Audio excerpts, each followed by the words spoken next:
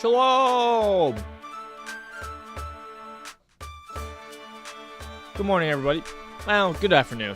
A little bit later to stream for our Monday morning streams, our Monday roguelike streams. But it should be good.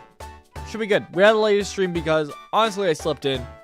Sorry about that. And also, I had a little date with my wife, which was good.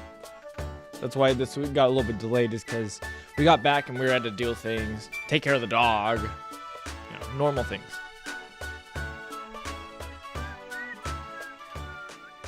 But all good things.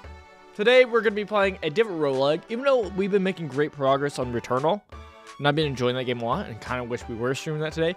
We were streaming a different game that I've been playing a lot. I have not been playing it at all on the channel, but I'm excited to cover it here today, finally, because it's an interesting game. It's a game that's an auto battler that is kind of similar to TFT, Team Fight Tactics, which some people know as an auto battler, pretty good. I hate auto battlers normally, but I really enjoy this, and it has a roguelike mode, and so I've been avoiding it, and I want to check it out with you guys here today, and it should be fun. So I kind of want to just show off this game. This game's called XIAN. I think that's how you pronounce it. Dude, words with X in it as like the front, I don't know how to do it. It's crazy. It boggles my mind.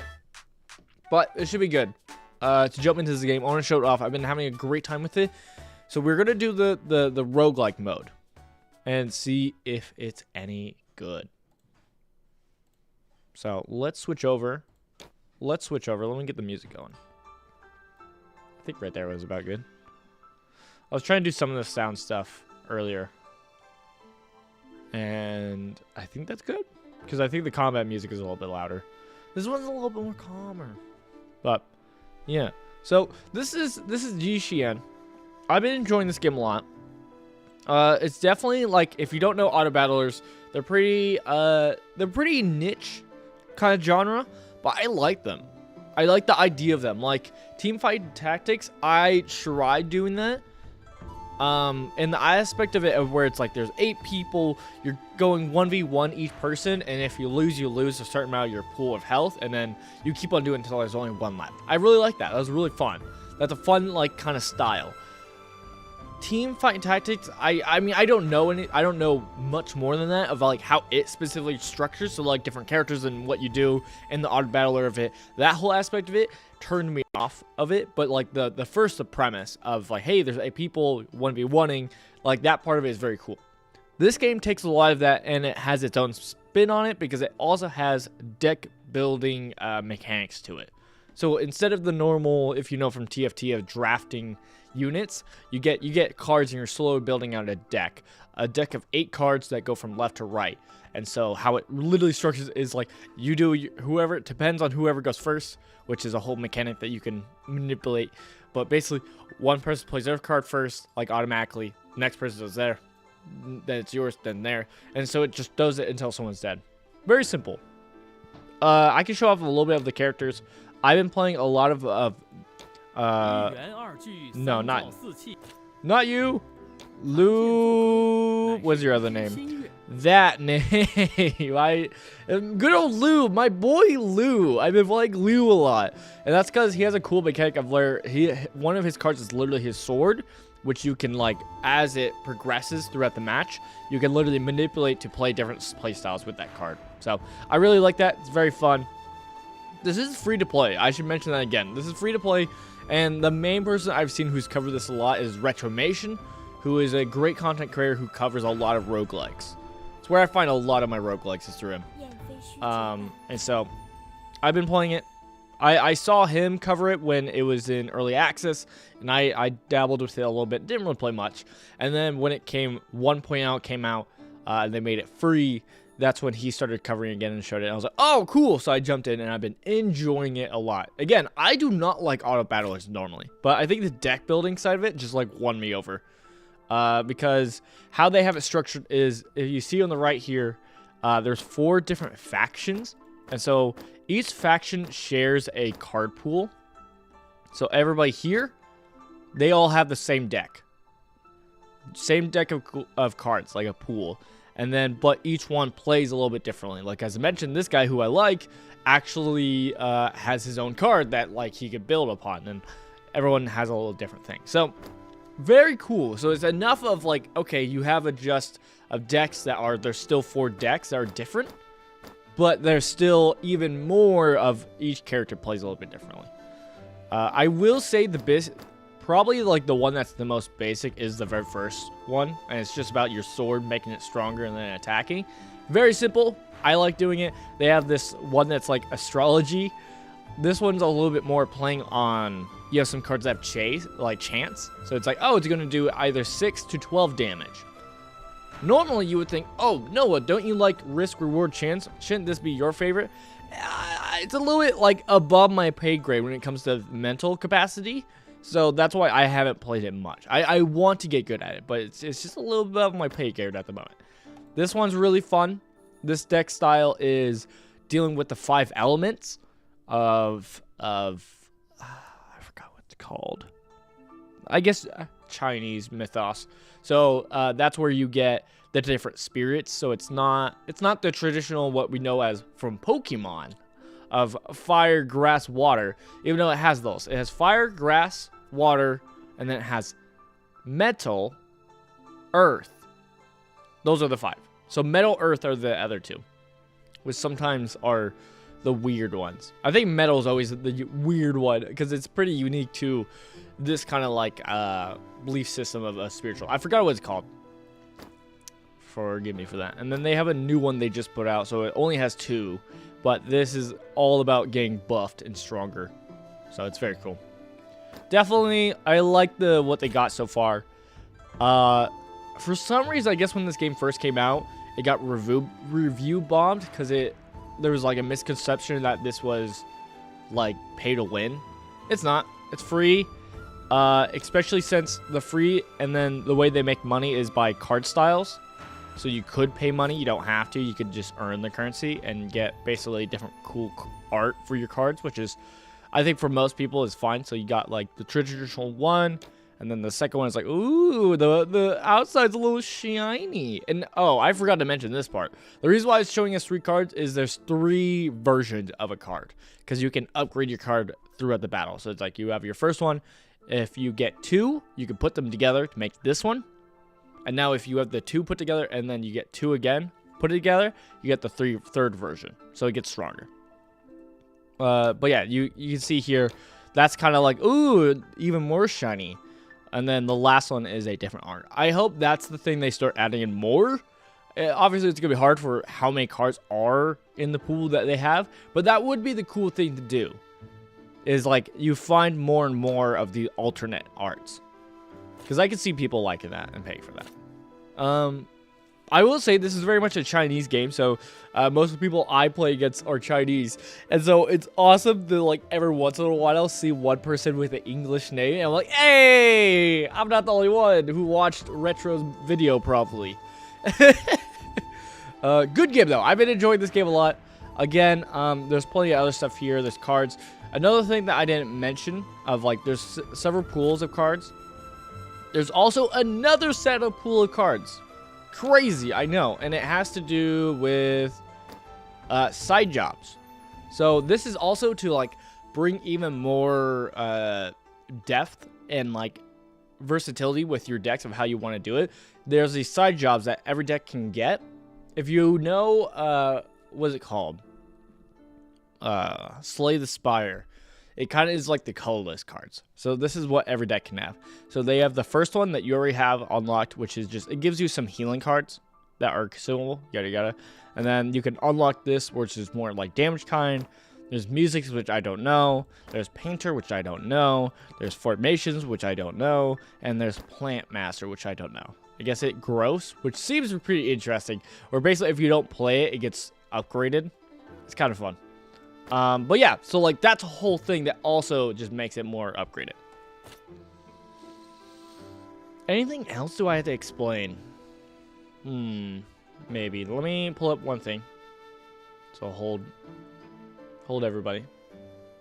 So I'm kind of just showing this off. I might do like a small review of this game because I have been playing it a lot. and I have enjoyed my time with it. I haven't looked at how long I've been playing it. Let's see if I could. Yeah, hold. Let me see if I can look it up on the spot. If not, I might have to get back with you guys to tell you how long I've been playing it. I have been playing it through Steam, and they talked. I guess there's mention of there being a mobile version in the future, which I think would be great. Now, I will say some of these matches do go up to 40 minutes, which is probably common for a auto battler because they do seem pretty like long games. But still having a mobile version would be really good. I think it'd be really good. Okay, I can't check right now. That's fine. This game also has the problem of if I'm doing the game full screen, dude, I don't have a good spot to put my camera. So my camera's gonna be covering something, which sucks, but it's okay. There's missions obviously to unlock stuff, but if we start game, this is where we get join team. So if you want to join a group, that's cool. I don't know exactly what all that does. I guess it just, you could join friends. That's cool. Practice, you could practice mode. Casual mode, free to try all characters, no rank points. Awesome. I love this. I love that you can play characters even you don't own. And then rank mode is play for rank points. I will mention that the characters, as you know, you do have to unlock them, but you really don't. I guess if you do, if you want to unlock rank mode, but this is the currency, and honestly, you get this currency pretty quick. At least early on, you do. Like, it hasn't been any kind of like, you know, sometimes you get like, what's it called? Eastern, I don't know, games that are like pretty like, I like to call scummy. With like, it's more with the Japanese games that are like very much like, oh, you could only have this kind of, there's like multiple different currencies. You can only have a certain amount of time to play the game and stuff like that, which sucks. But in the rank mode though, is where you want to buy your character to actually play them. Like if I try to play this, it won't let me. Can't, and that's fine. So that's like the big reason why you would want to unlock a character. We could switch it here to casual, and if we do, now we can play this character, and that's fine. Has tryout. There is a bit of a progression to each character. As you can see, I accidentally spent through all the progression of my character here, so he's already maxed at 30. But that's because I actually clicked at the end. It's like, hey, you want to pay to get to the rest? I actually said yes, which used up this currency, which I had stocked up, which kind of sucked, but it's fine. But that's kind of the other reason why you would want to. It's like for emotes or this currency, which you could use to roll to get a cosmetic. So there's a way to earn cosmetics, so that's cool. Anything else? All right, so that's most of like the basics. Most of the basics. And if we wanted to jump into the game here, we could do it. This is the normal battle, like auto battle thing. We could even add a friend if we want, which is cool. I asked a friend if he would want to jump on. He's not today, that's for sure. But in the future, that'd be fun. All right, so that's the verses. Normally, that's about it for these auto battlers. But they do have an event, which is kind of like a one versus everybody kind of thing, which is interesting. Haven't done it, but there's also a single player mode. They have Heavenly Path, Restoration, storyline. So you have a storyline with each character, which is interesting. Beginning of the cultivation, there's a tutorial, which I guess we could do the tutorial so I could show off all the mechanics. So we might do that really quickly. And then we have sect, esoteric inheritance, combo and puzzles. I guess if you want to learn some combos, that's actually probably important. At first I thought it was like puzzles, like figure this thing out, but it's probably like actually teaches you some combos. So that actually might be beneficial if you want to grind at rank and don't want to look it up. And then this last one is what we're mainly going to be doing today. Primitive Uncharted Realms, single player roguelike. I have no idea how this is going to go, but I don't know, it should be fun. So let's start off with the tutorial. Oh, okay. I already obtained everything because I started off doing the tutorial just so I can learn everything. I guess we'll do from the beginning, just again so that you guys can follow through, so I can show off how to play the game without having to try to explain everything. Alright, there is going to be a lot of this dialogue, but we're going to avoid it. Alright. Alright, they gave us some spirits. That's not an actual opponent, but well. Is that really how the first one goes? Yeah, I think the first one literally just goes like, hey, it's already going to give you a deck and like you just go in. So let's get through this. But you can kind of see this is the gameplay style of, hey, one person plays their card, next person plays their card, and it just goes from left to right until someone dies. Alright, yay, we defeated it. Click to return, continue. I learned so much. Alright, this is the very first character of the basics. He's okay. Mu Yifeng came to the martial arena. Okay, we don't need to read all this. Skip dialogue. So, okay. Now it's going to teach us how to play. Normally, there's 3 slots starting off. And you can see through each round, we will unlock a new slot, which is kind of fun. So first off, it wants us to do this one. Sword Slash. For each sword intent. So that's the bottom part. You will have increased your attack by 1. After a card attack is finished, sword intent will clear. So it kind of boosts up for 1 hit for your next hit. So we do that. It wants us to do our sword defense, which does defense for the round and sword intent. One thing to mention, so with defense, I didn't realize because I just didn't read or pay attention at first, but it says here, each stack of defense can reduce 1 attack or damage. At the beginning of your turn, the remaining stack of defense will halve.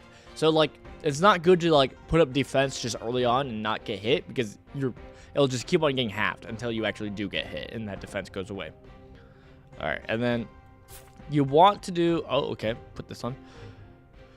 The card size at level 1 can be upgraded to level 2 and level 3. Drag 2 cards of the same name and level together to synthesize and upgrade the card to the next level. So, yeah, this has got an upgrade system of sword defense. We have another, so we boom, put it up here, upgrade. So now it's defense 5 and sword set 3. We have another one of Windsword, which is good. Now, the reason why the games have us do Windsword is probably going to explain, but with this sword intent, so it will be 2 and then 3, so we'll have 5 sword intent. On multiple hits, it gives the 5 to both hits. So it makes it so that instead of just doing 8 damage here, we get a total of plus 10. So it'll be 18, which is good. So it's very basic, this sword style, but I mean, I like it. Simple. Big damage.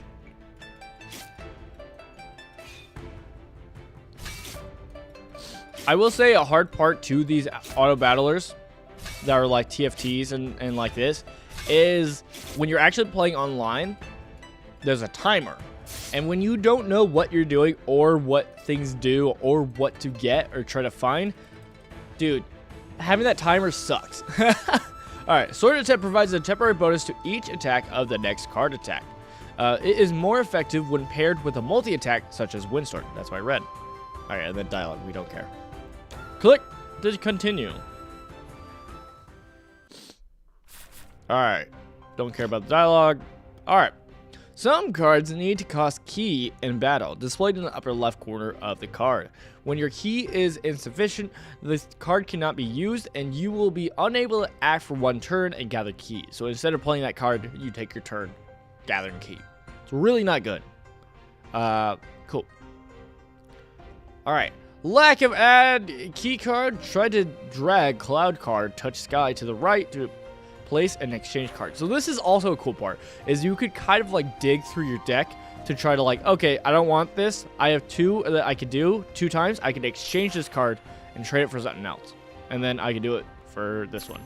Cool. Now we got 2 of the same ones, which means we can put these together. Boom, buffed it. And then we put it here. So yeah, it's just a stronger card, and then we can put this. So it'll probably explain after combat, but this card, what makes it good is if it injures, so if it actually does damage to the target, it gets this second effect, which return the sword intent used by this attack. So basically, we don't lose it. We don't use the sword intent, which is good.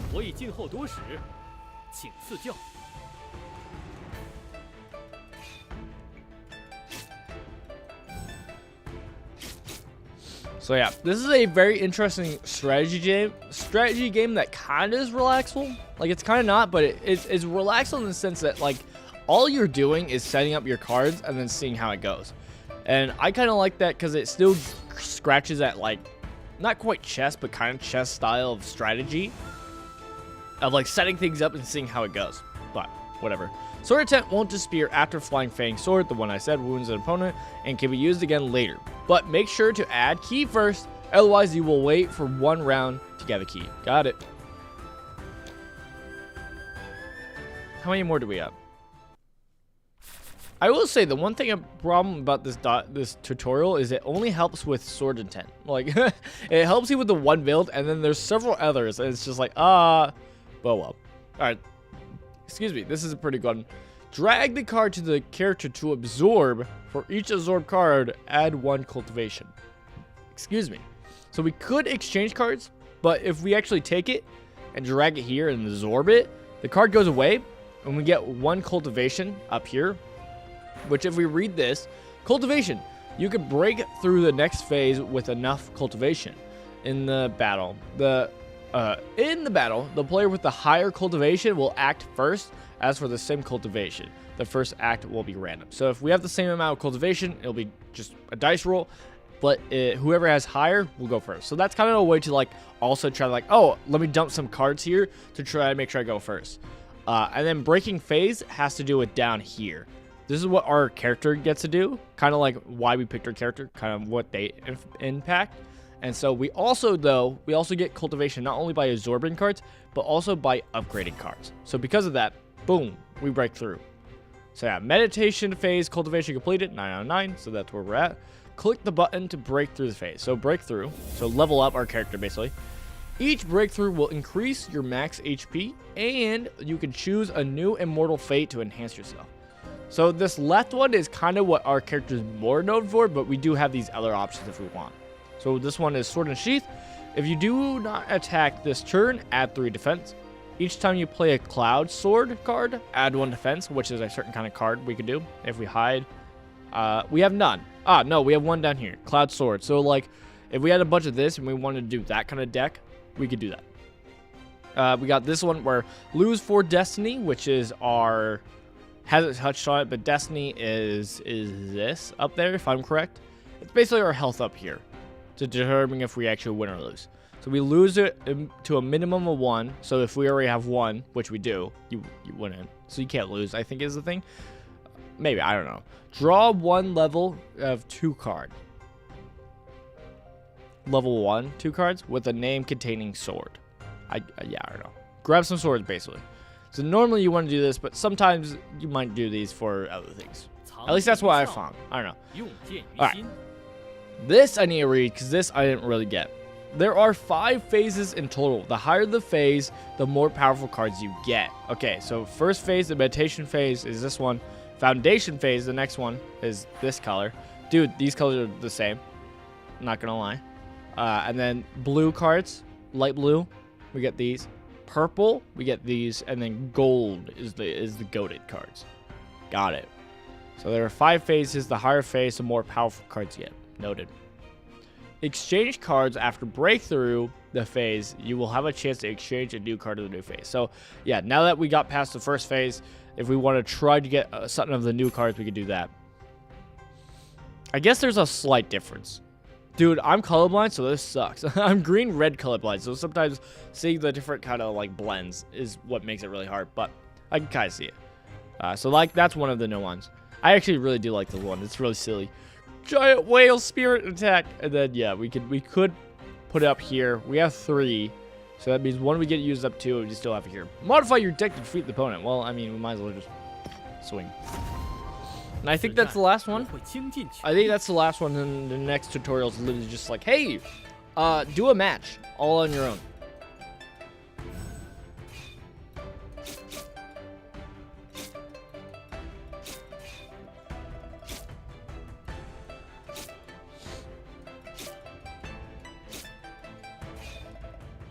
Wow, wait 1 second. Wow, get dusted.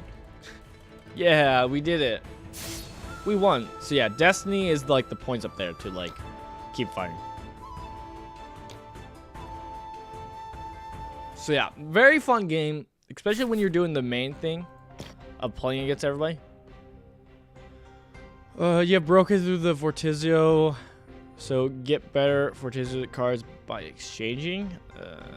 I just want to make sure it's not like, okay, so this is the better card. Hey, better card. Hey, better card.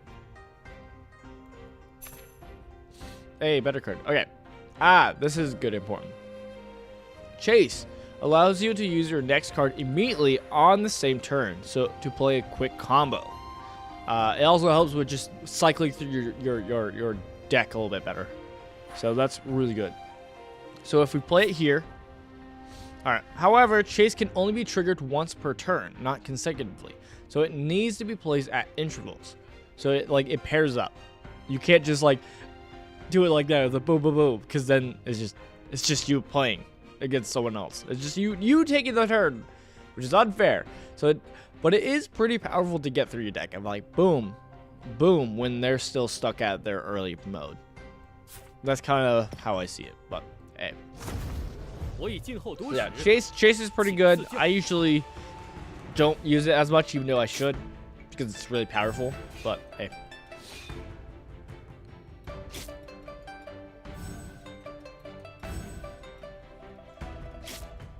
No.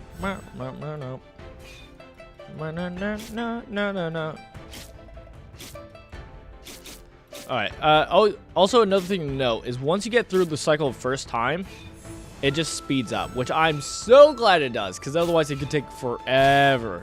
And like the one thing that is why I like the auto battle part of this game is only because it does save time. Like honestly, otherwise it would just not be usable. But hey, if you have a higher cultivation level than your opponent, you will get the priority act. Please absorb and upgrade your cards wisely to get the first move as much as possible. Okay. Is that the last one? I think that might be the last tutorial. The direction of the mountain. Okay, that's just okay. Other dialogue. What's up, Christian Cape? What's up? All right. If you are defeated in the battle, you will lose destiny displayed at the avatar up right. If your destiny decreases to 0, then you are eliminated. Reduce the destiny of all. Okay, so now it's like, hey, just play the game. And one thing that I don't usually have enough time to pull off is you can kind of scout out what everybody else is playing, which is kind of powerful. I know you could do that in most auto battles like TFT, but again, just something to mention. We will not be doing this though, because this is just a tutorial. So we got the gist. I just want to show you guys the tutorial and show you how the game kind of plays while I explain it. Cool. And now, what we've been waiting for, let's jump into the single player roguelike, because I haven't touched this at all. I haven't even gotten to the screen yet. I have no idea. So let's do it because I'm interested. All right. Enter the primitive uncharted realms, collected the rule fragment in the projection of the history. That's what these are? Rule fragment? Okay. Does it say anything different? They do. Excuse me. Rule fragment inspect. You can inspect different hard level uncharted realms. Backtrack. When you are defeated in the uncharted realms, if you choose adjust the status and fight again. After winning this battle, you will lose an end. Okay, I don't know. Either way, we could get some rewards though. Explore experience, rule fragments. I guess that's like these. And then these two are important because if we go back, let's go back. There is, if we go to Immortal Fate, nope, wrong thing. Wrong thing. Sometimes I forget where's where. Oh, it's at missions. If we go to missions, there are stuff to unlock, but there's also a battle pass because, of course, there's a battle pass. These things, this symbol is what unlocks the battle pass. So they do have a free version that gives us a bunch of coins, as I mentioned before, and it gives you some characters, actually. So you don't really need to unlock characters, but you can if you want. So it's not a big deal. And then the currency or what's it called? The battle pass also gives. I don't know what the heavenly token is. I think that's for rolling, possibly, for like cosmetics. And then most everything else is there's a bit of just normal currency. And then there's some cosmetics rewards in the battle pass if you actually pay for it. And then they have one card that's actually cosmetic. Again, the game just went to like official 1.0. So that's kind of what they've done so far. And if we were to unlock it, it's $11. You know, pretty normal price for what you're getting. But you don't need to, honestly. And then there's achievements for if you just play stuff, whatnot, you unlock more currency. Again, the game doesn't seem too scummy. Like, it doesn't seem scummy at all. It seems pretty generous, while being free to play and still having ways to make money. So, I haven't had a problem. But, let's try out this roguelike mode, because I actually have no idea. I've been enjoying just playing the normal mode. We could play different characters. I don't know if that affects the progression at all. But let's play with the dude I'm most comfortable with, just so that I can, like, stunt on the game and not look like a fool. So, okay, we have the swordsmith. This is what the character does. At the beginning of the game, get a clear heart sword embryo. Sounds gross card, but it's okay. It's just a sword. 6 attack effects according to your choice of mortal fate, which is like the layer on effects. And then the other part is clear heart embryo increases 1 attack up to increase 15. So every time after each battle round. So as the game goes on, the card just gets stronger, at least up to 15, which is nice for scaling. So it's not just a waste. Choose an effect. So once it gets bigger, we could either choose for this card to get stronger. So it just has a +3 to attack. We have stable, reduce 3 attack. So it gets weaker, but it gets defense 8, which is kind of cool. Sword powder. We could then make it where it either does 4 more attack. Again, we're just making a big strength card. We make it where it increases attack. So increased attack, as we see to the left, is a little bit different than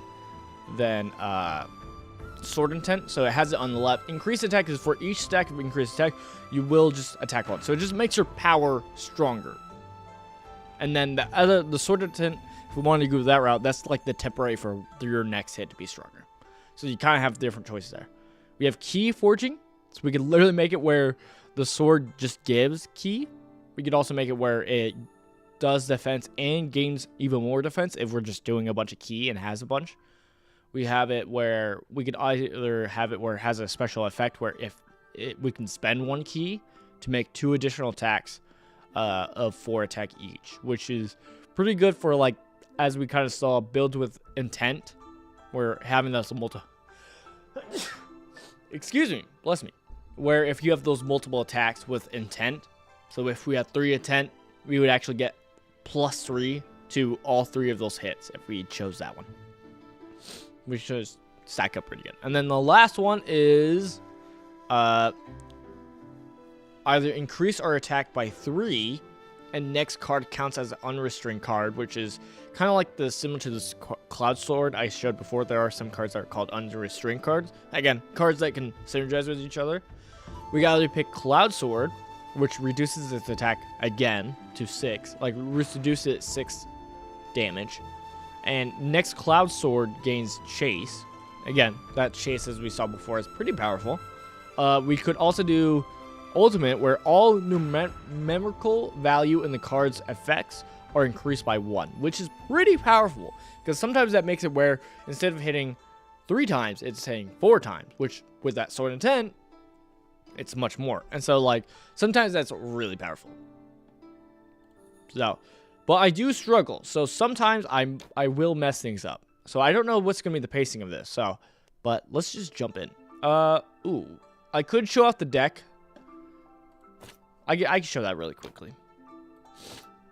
If we go to card, I could show off the different kind of factions, but we'll just show really quickly the Cloud Spirit. That's what we have.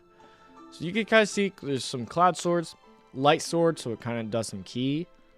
Then we got some basic stuff that costs key. Injure if it does a damage, attacks again, sword intent. Kind of very basic. Wind Sword is the one that does additional.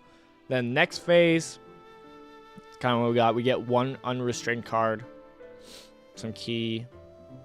Going down, we get more. This card's pretty good. I play a lot. But really, what you want a lot if you're doing a lot of sword intent is get this card. Attacks 4 times. Really good. So yeah, I'm not going to go into everything again, because I don't know how this goes, but it's just kind of showing a little bit, so you kind of have some knowledge of what's going on. But let's finally jump in. Took a while to get here. I keep saying, hey, we're going to do this, and then I'm like, oh, I get to share this thing. But okay, I thought he was going to explain all this, and I was like, I don't read. First time in the Uncharted realm, Cloud Spirit Sword Set. After stepping into the Uncharted realm, your phase instantly drops to the meditation phase, as well as the memory becomes blurred. However, you still remember your goal. Find rule fragments and escape from the Uncharted realm. You started to recall when you first into the Cloud Spirit Sword Set. The first thing you learn in the meditation phase is, yeah, that is also a thing to note, is there's some translations that are a little messed up. Honestly, it's nothing that's been too bad. If anything, it's a small chuckle, but that's it.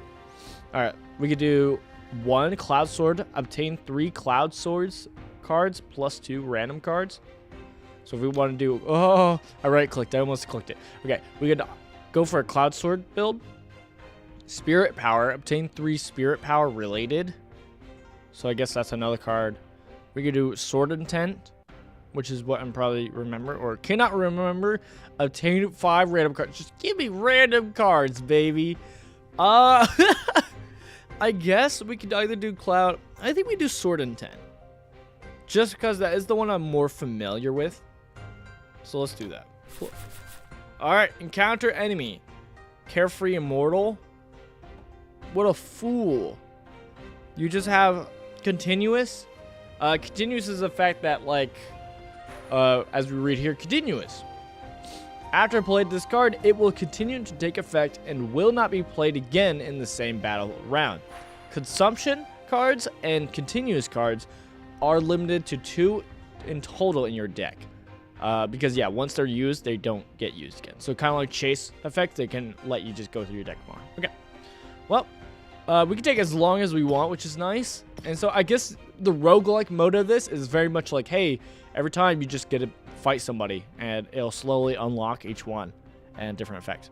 All right, so right off the bat, let's do our wind sword, because that's just really good for our sword intent. So we got defense, sword intent, and now the baller play is to do sword slash. You do it first before sword defense, because if you do it like this, where this one goes off first, this one actually attacks, so it would get rid of the sword intent from this first card. So this is very basic kind of startup for sword intent, and I know I'm mostly covering it, and I feel bad, but whoops.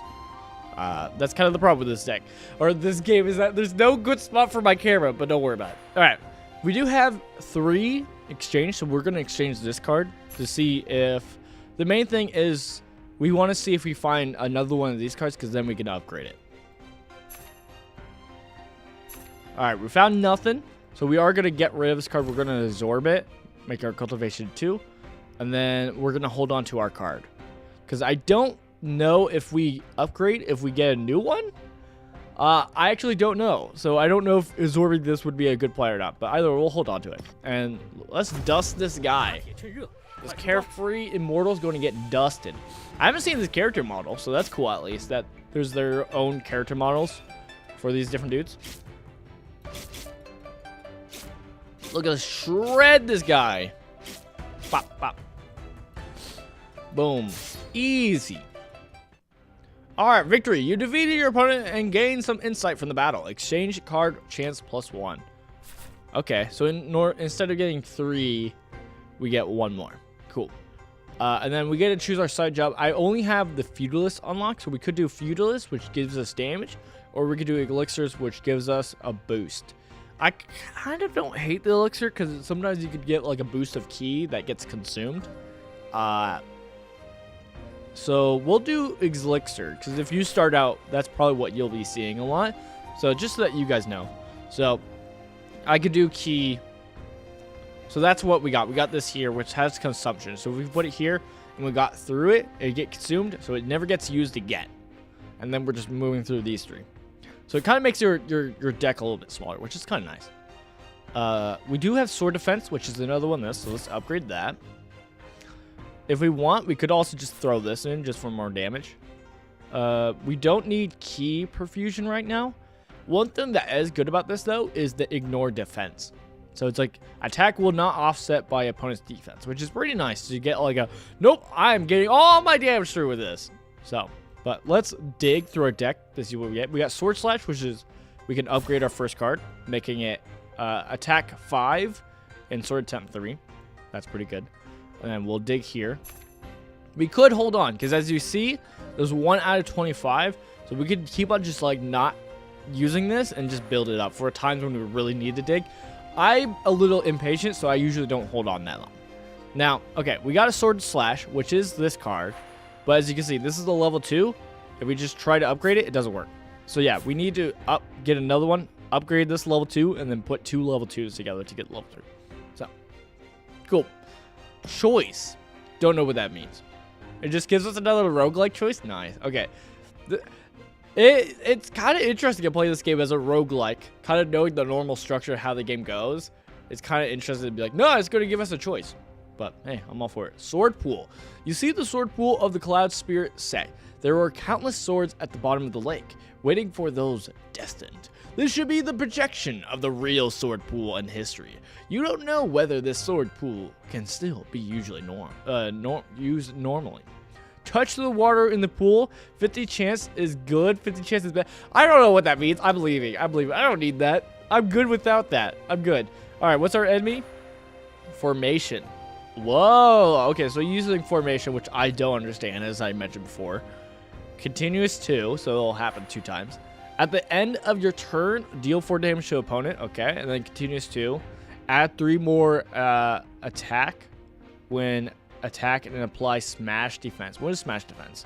That's at the bottom. For each attack, offset the opponent's 2 defense when there's only 1 defense. To offset attack will not reduce.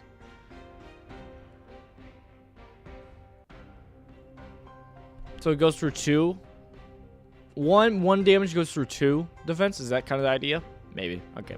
An impact formation. 6 attack. If you have played continuous card in this battle, make an additional 2 attacks, which he'll already have 2. Which means once it goes through, you're just doing these twice. So he's doing a lot of damage. Oh, crap. So if we would actually want to counterplay, we would do, like, defense a little bit better. But we didn't get any more stuff. So I'll just attack. Next time we have a choice, we should probably just hold off. But it's fine. I don't know how difficult this roguelike mode is anyways. Because they might get broken. They might get just, like, very brutal and mean. Okay. Solid burst of damage. But we're better. Oh, that defense scared me. That is awesome, the moment when you cycle through. It's like, oh no, we're setting up again. And I just need to do 1 damage, please. Alright, you defeated them. Exchange card chance 1 more. Yay. This mode could be actually really good for single player. Like, I know there's a practice mode, which is pretty good for, like, the pacing, but maybe this would be also good. We have a choice, so instead of messing around with this, let's do our choice first. Sword slash and sword defense. You meet 2 puppets. One is chopping with a sword, and the other is blocking with a sword. When you approach, the 2 wooden figures stop the swords in their hands and ask whether it was more important to practice sword slash or sword defense. Sword slash is more important. Obtain sword slash. Sword defense is more important. Obtain sword slash. Both important. Upgrade 1 sword slash and 1... Oh, and sword defense. I think this is better because we don't need one or the other. I think we have both. I kind of wish. Wait, if we press back, okay, we can. Okay, so we have sword slash, and we have sword defense. So honestly, just getting an upgrade would be nice. We could also just ask for, if we wanted to for sure upgrade our sword slash, we could ask for a sword slash to upgrade this and then upgrade it ultimately. But I think they do. I think the other one's just better effect. I think that's more for if you just have one or the other, and this is just good for both. Okay, upgrade 1. Okay, let's do this. Okay, I was like, wait, I was trying to look for the upgrade. So, okay, so it did upgrade this. Boom. Nice. Now, the cool thing is it already upgraded this to the next one, which kind of cheated out a whole process of like 2 cards for 1, which is actually really good. All right, we have our breakthrough. Let's do our breakthrough. Let's see what we got. Blade Forging, so we can do our normal sword buff, or we have these other options. If we don't want to do our sword, which our option would be making it where it either has a +3 to attack or reduced 3 attack and have defense, which is kind of nice. It gives us more defensive cards because we only have the 1. But we could also do exchange card chance 6, so we get more exchange, and then exchange card chance limitation 6. I don't know what that means. I guess you can only do a certain amount. Oh, it makes it so that instead of 25, it gets a +6. So it would be 31. Again, I never hold my exchange, so probably not worth it for us. Meteor Quench. Lose 4 destinies, which we're at 100. And our max health gets +6. And then Rule of the Cloud. Exchange. Each time you play a cloud card, add 1 defense. I don't even if that's that. Even if that's that good in the cloud deck. Maybe it is, but we'll just do this one. Blade Forging. Let's strengthen our blade. So I think we are going to do reduce 3 attack and make it +8. So instead of 8 cost, it'll do this. So I like that more. Boom. So it only does 5, but it gets 8 defense. It kind of bounces. And right here is kind of where, when it's just this card, it's around here. But with this, it's around here, is when a big burst of damage sometimes goes. All right. Nameless Painter, what are you doing? Attack 2, Q2, attack, attack, attack, and then possible defense. Okay. This is not good. Especially since it's Q2. Okay, I guess these give 2. I don't know, man. Maybe this is too easy. Maybe it's too easy. Maybe I'm focused too hard and this is just too easy. All right, we're going to exchange. We got Bodybuilder Elixir. Zor, max HP increased by 1 in the game. Sure, we'll also increase the cultivation, so why not? Let's upgrade this so we get the cultivation, and then let's dunk it. We're still going on a sword and 10 round, but, you know, we have plenty of time to, like, move. Q2, if Q is greater than 2, make an additional 2 attacks. We got Wind Sword. We could just put that here. And we'll go ahead. And we should still win. I'm going to start to speed up a little bit since these battles seem like they're going to be super easy. I don't need to full on, like, maximize every choice. Fully think about everything we're doing because, like, it's not, yeah, it's not a problem. And there might be, like, harder difficulties of these roguelikes the more time we do them. So, like, they might have, like, certain runs, and each one gets better. But we'll see. You defeated an opponent. Okay, got an exchange card. Hey, we finally got Flying Fang Sword, which is usually what you want for a Sword 10, at least early on. Once it gets later, then it's kind of like meh. But we'll see. We might not use it, though, because we don't have any key. So, let's dig. We could add this, but honestly, we might not need to for a max HP. Let's actually get rid of our Flying Fang. Cloud Sword. Cloud Elixir. So it Qs 2, and then next 2 attacks ignore defense. So actually, if we had kept our Fang, what we would have done is got rid of that and got rid of that and put in that Q right there. But I think it's fine as is still. Let's dig here. Earth. All right. Add defense for each damage dealt. It's technically better than this, so I guess we could do it like this, and that's fine. It's nothing amazing. We could also do it like this. Boom. So that we know our attack that does Sword of 10 is going to get through no matter what. You can do that. And then absorb. Choice. Oh, I forgot about our choice. You meet Woo of the 5 Elements Alliance. Prepare for battle? As for 5 element moves, you own sect need to be 5 Elements Alliance. Dang it. I was gonna say, I was like, dude, can we get some 5 elements even though we're not? That'd be kind of fun, and then we could leave. Let's just battle. We probably get more rewards if we just fight. Alright. 5 elements. He's doing 5 element shenanigans that I still don't fully understand, but let's dust him. We're fighting an actual opponent now.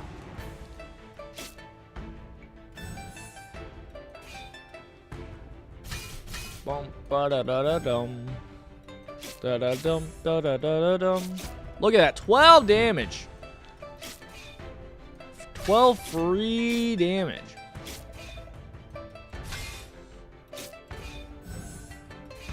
So definitely how the Sword Intent build likes to run is you usually only want to go through one time. Like, you don't want to keep going through your deck.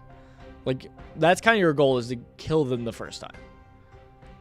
And I'll explain how that impacts of what I was going to say. Okay, you defeat your opponent and gain a lot of insight for the battle. So we can summarize, get 2, or we could do compression and draw 1 card. Let's do that one. I like drawing more cards. But what I was going to say, excuse me, is the reason why not going through your deck a lot is important for this is that stuff like this, consumption, where it only does Q, if we go through our deck 3 times, we won't have the 3rd Q to still pay for this. And so it would be a waste of turn. But it's a small thing. Alright, Cloud Elixir, we can upgrade. Nice. Does Q3 and next 3 attacks in our defense. That's nice. Consummate Sword Formation. Exhaust Sword Intent. Add 1 key for each defense. Each point exhausted. Don't really care for that. So we'll dust it. Don't care for that. We'll dust it. Cloud Hit, don't care for that. Dust it. Another Cloud Sword. So, a waste. We don't need it. Let's see. So, it does 3. So, we can be risky and do this. So, it gives us 3, and we can do it. And then we just hope on the next go-around, we don't get to here. Because if we do, then we start wasting turns. So, it's very risky, but I'm kind of fine with it. I think we'll do enough damage that we should be fine. We also don't know who we're fighting, so maybe I should have done that first. Oh, well. All right. Nether Fruit Tree. You notice a tree with a grimace on its trunk and 3 unripe red, green, and black fruits on its branches. You recall that this is the Nether Fruit Tree, which grows by absorbing the ghost that exists between heaven and earth.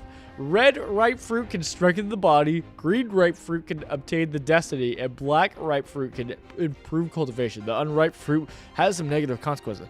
I will leave. I will not be tempted by some kind of snake. I will not take of the fruit of good and evil. Sword Unrestrained. Who is this guy? Look, I'm actually enjoying all these characters because I wasn't expecting. Oh gosh, he is unrestrained. So yeah, the fun part about unrestrained is like, again, they get boosted for each one. So 5 attack for each unrestrained cards you played in this battle. This card adds 2 attacks to it. So it just gets stronger. So 1, 2, 3, 4, 5. No, 4. So this will get 4 times 2. 8. 8 plus attacks here. So it's not... He doesn't have the good cards that do unrestrained. There's a better one. But like still, that's kind of the idea, is it makes each one stronger for how many of these you played. But then he only has normal cards afterwards, which sucks. So we're definitely going to dust him. Let's get to Dustin. No.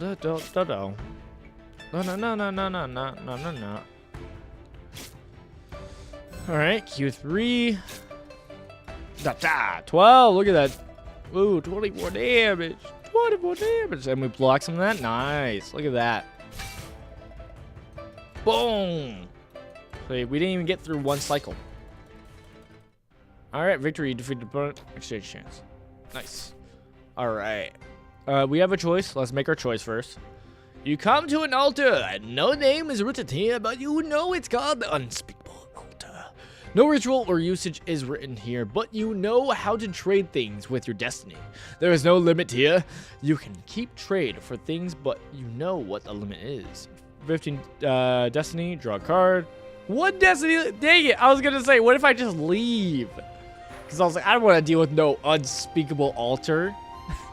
Destiny 10 max. Let's just leave. Normally I would do it, but again, as keeping a theme of like, nah, we don't mess with weird altars. Well, we'll do that. All right. What is this guy? Does this just go on until you lose? Is that actually what's gonna happen? If so, I gotta speed up things. So this is the guy I was trying to do of this deck. It has a weird deck. I don't know, man. It works weird. It has star points. I don't know, man. All right. Let's dust him though. All right, we have a wind source, so we can upgrade that and then upgrade this. Boom. So it's 6 2 times. Pretty good. The other ones, the other cards that I showed you of like for this deck where it does 3 attacks is still better than this. Because if we have like 10 or something like that, or like 5 intent, that hitting 3 times is 15 damage instead of just 10 plus. Okay, we have a breakthrough. Let's do that. Cultivation. At the beginning of battle, add 1 stacks of sword intent. But that's at the beginning of battle, so it's like literally we get wasted because our first one is the attack. Max AP, card exchange plus 8. Nah. Okay, so we'll just do a normal or sword. So our sword is gain, make an additional 4 attack, so it's just 4 stronger. Gain 1 stack of increased attack, which is good, and then we could also do sword intent, where it gives 4 intent. So if we want to just continue with sword intent, we could do it, and then we could put it kind of at the... We would actually probably trade it for sword slash, which sword slash does kind of like not provide as much later on. So this would just be a better sword intent. And we could do that.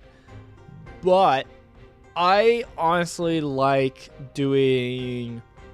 increased attack a little bit more. I think the scaling is a little bit better, but we'll do a sword intent. We'll just keep with the sword intent. I do like the card changes color. I love that. I don't know. It's a small thing, but I like it. All right. So we're going to move this to the beginning. The thing is, we'll probably get rid of sword slash.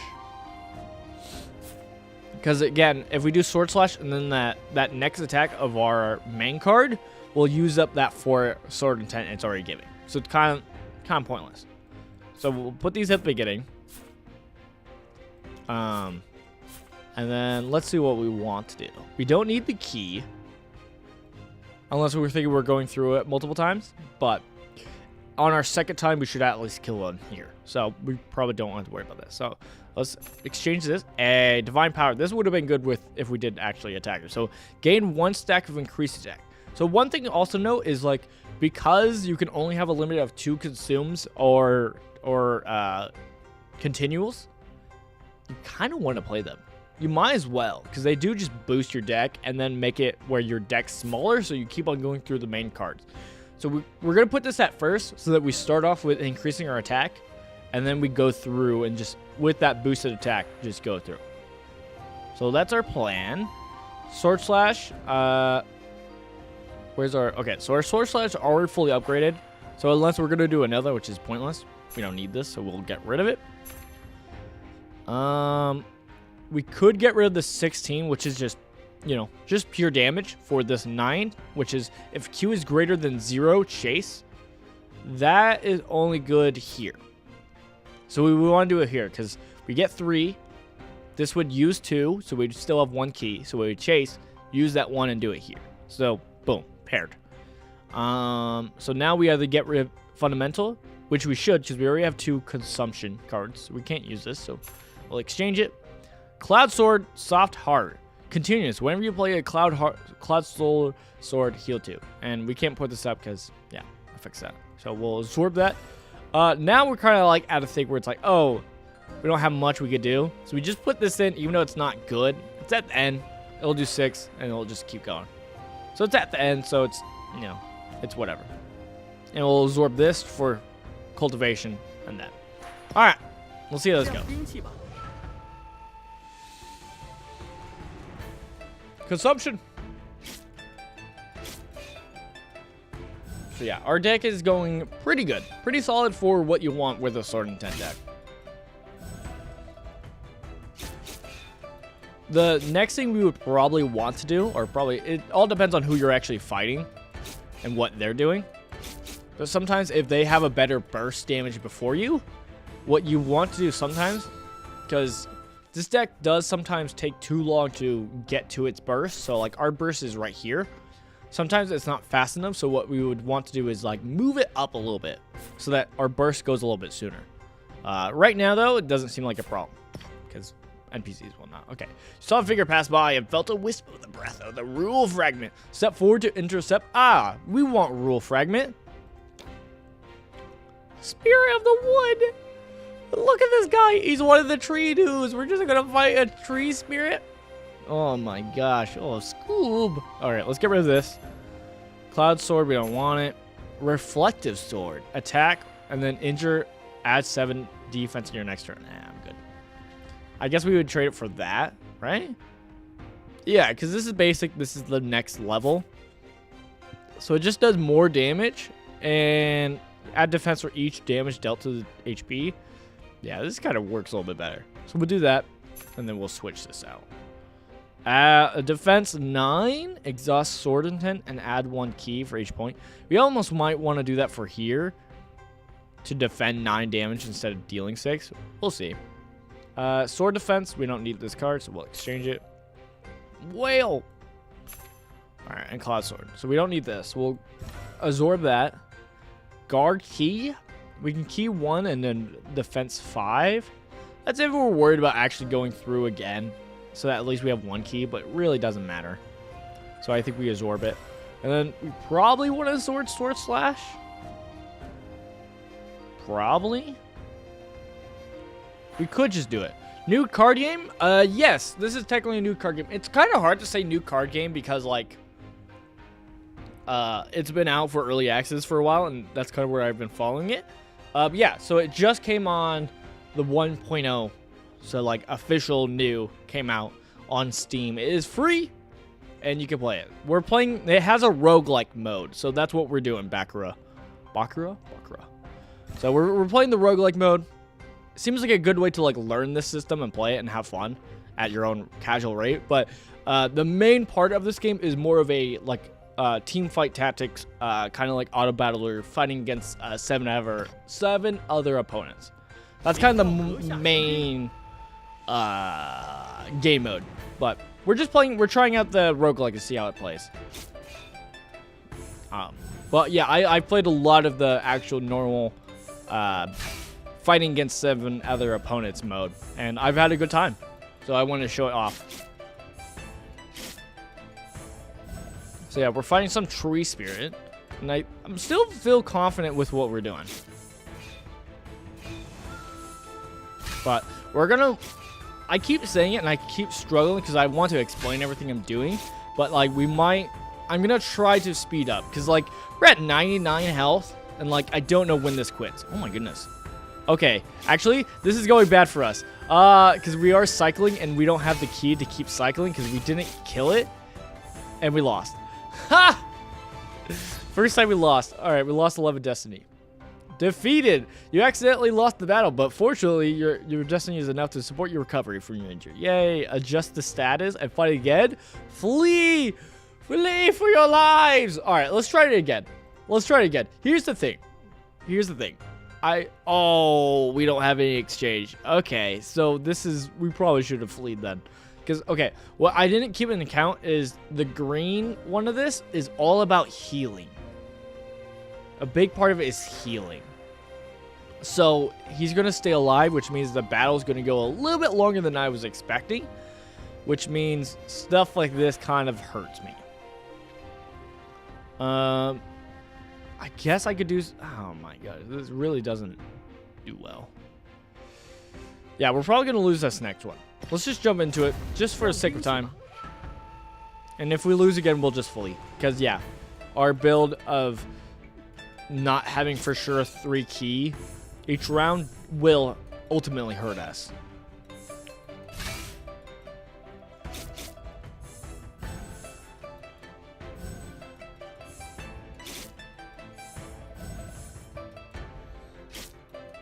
Yeah.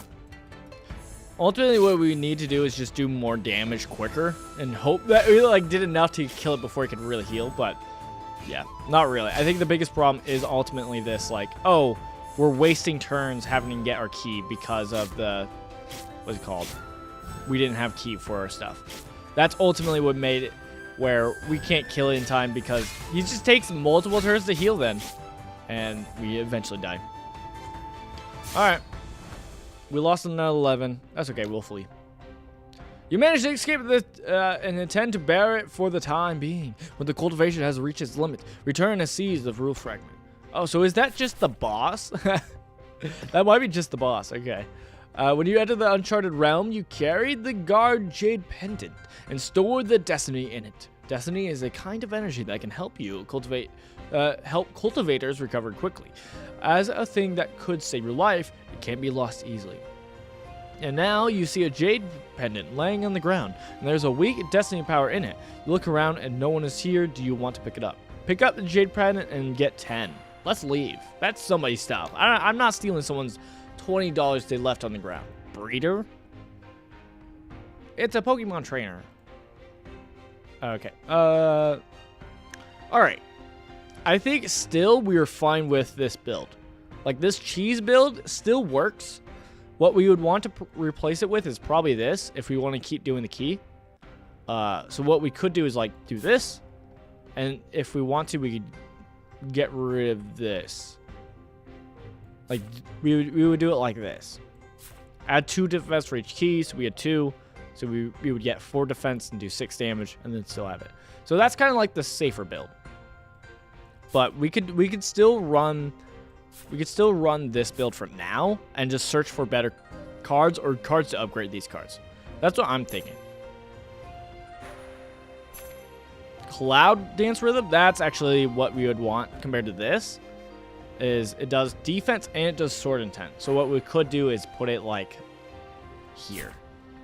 So we'd put it before this. So it still adds 2 for this 2 damage. And then we would still have the 1.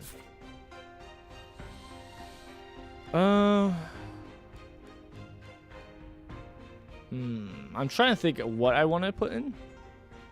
Because we don't need this. Because we could start putting in some of these. We could put it in like... get rid of that. Exhaust sword intent.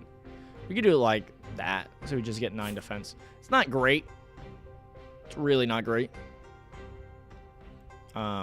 Or we could dig with this. I think we dig with this. Okay, well, we got that. The 14 defense is not nothing though, I guess. So we could do it like this. And then when it chases, it'll still chase down here. The problem is, actually, we should get rid of this. I just read it. You need more than 2 key. I was a fool. All right. We could just... Oh, I can't. I can't cycle that. So we could just do this. And hold this for next time we get more key. Because I kind of like chase, but we just don't use it much. Okay, so we get 2 key. Add 2 defense. Exhaust, and then damage. So it's not that amazing. Right here kind of sucks. Even this isn't that great. It's like scaling-wise, it's kind of meh, but I think we'll still win. Because it's just some kid. Some child.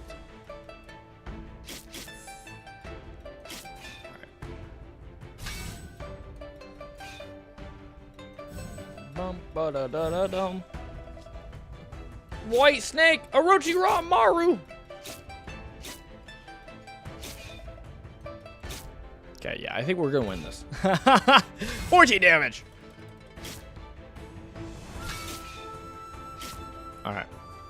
We did it. Hey, look at that.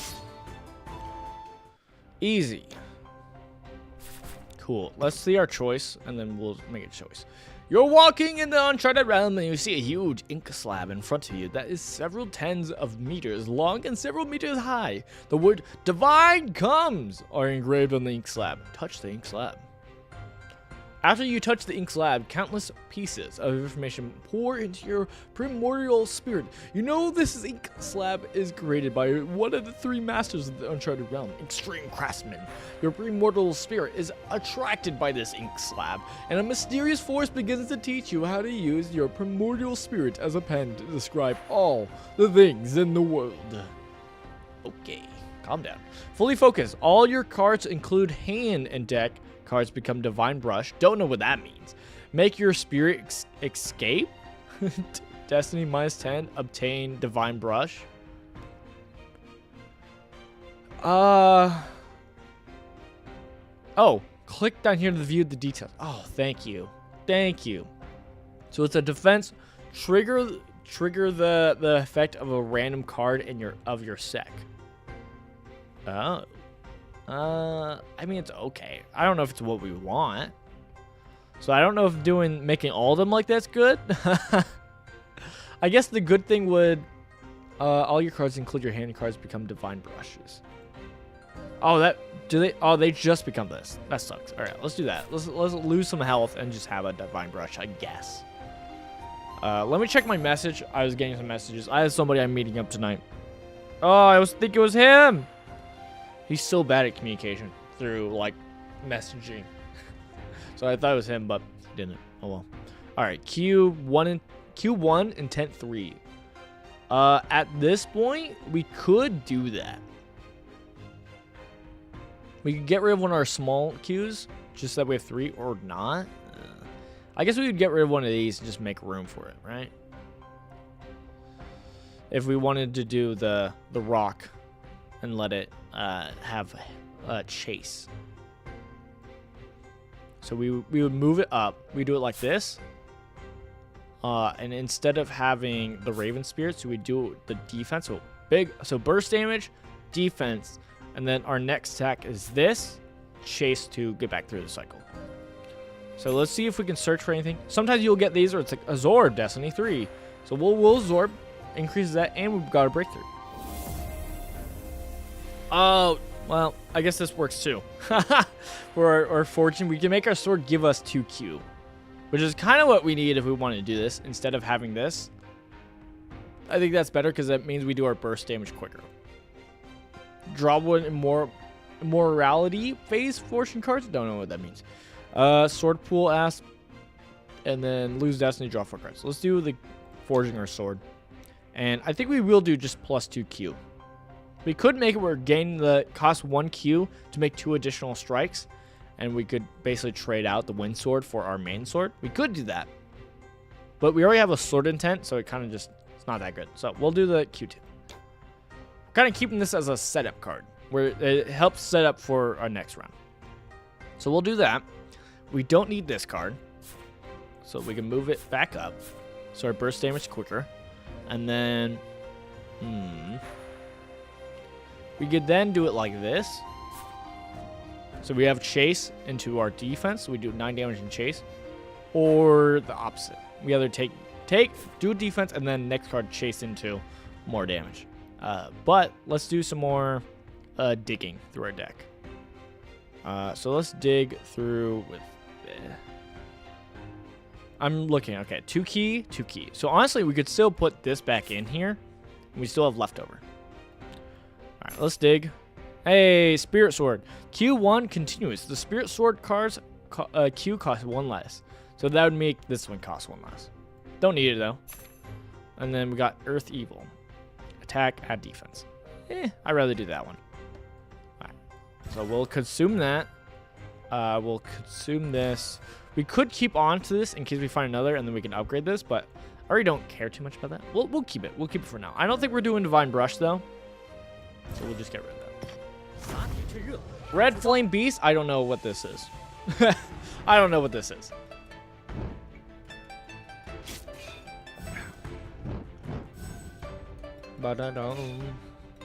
So he's all about making us lose our max HP, which I don't like, but oh well.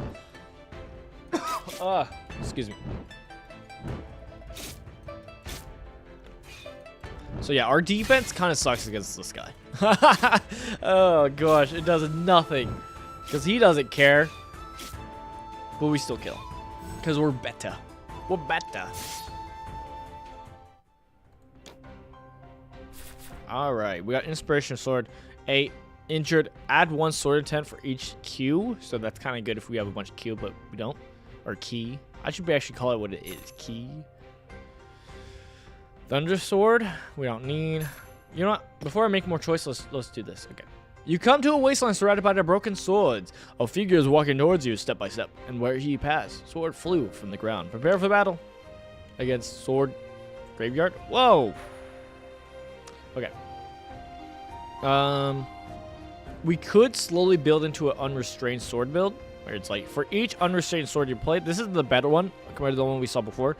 For each one you played in this battle, make an additional attack. That's pretty good. We can also do Cloud Sword.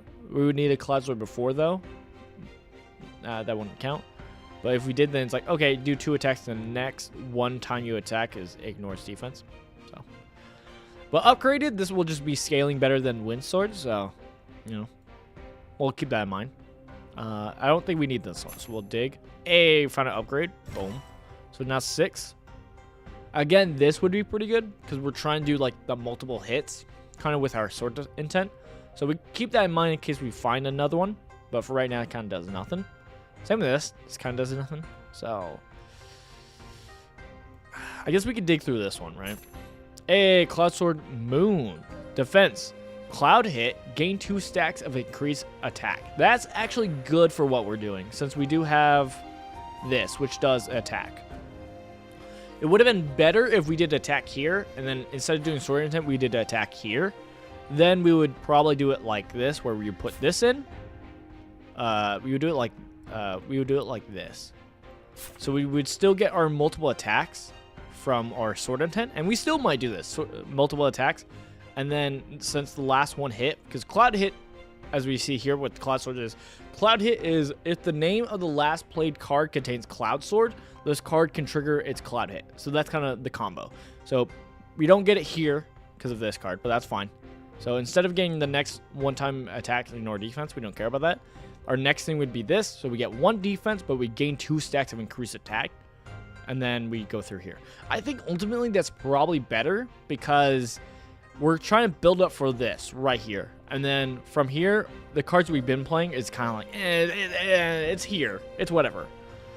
So I actually am fine with that. I'm kind of fine with doing this, like this. Because then we do the Q. Honestly, we get rid of this because we don't need the Q2 anymore. If we're doing that. We need Q3, honestly, so that we can still get the chase. Gosh darn it. Or we could literally just switch it out and not have chase. But I kind of like the chase.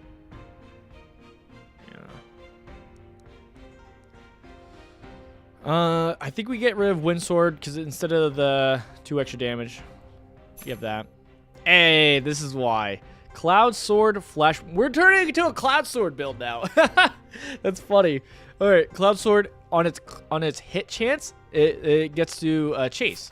So we get rid of Rock, and that means we get to chase here. So that's actually not bad. And then, we couldn't do this because then we don't get the chase effect of this, so it's kind of pointless. But we could either do this where we put this in and probably get rid of something else and just add it in because you're already getting Q here. So we could honestly get rid of this so we don't do sword 2 defense because it only does 2 defense, only does 2 sword intent, 2 Q. It's not quite enough to really be that impactful. So we might as well just move up our burst damage and do it like this and add, what's it called?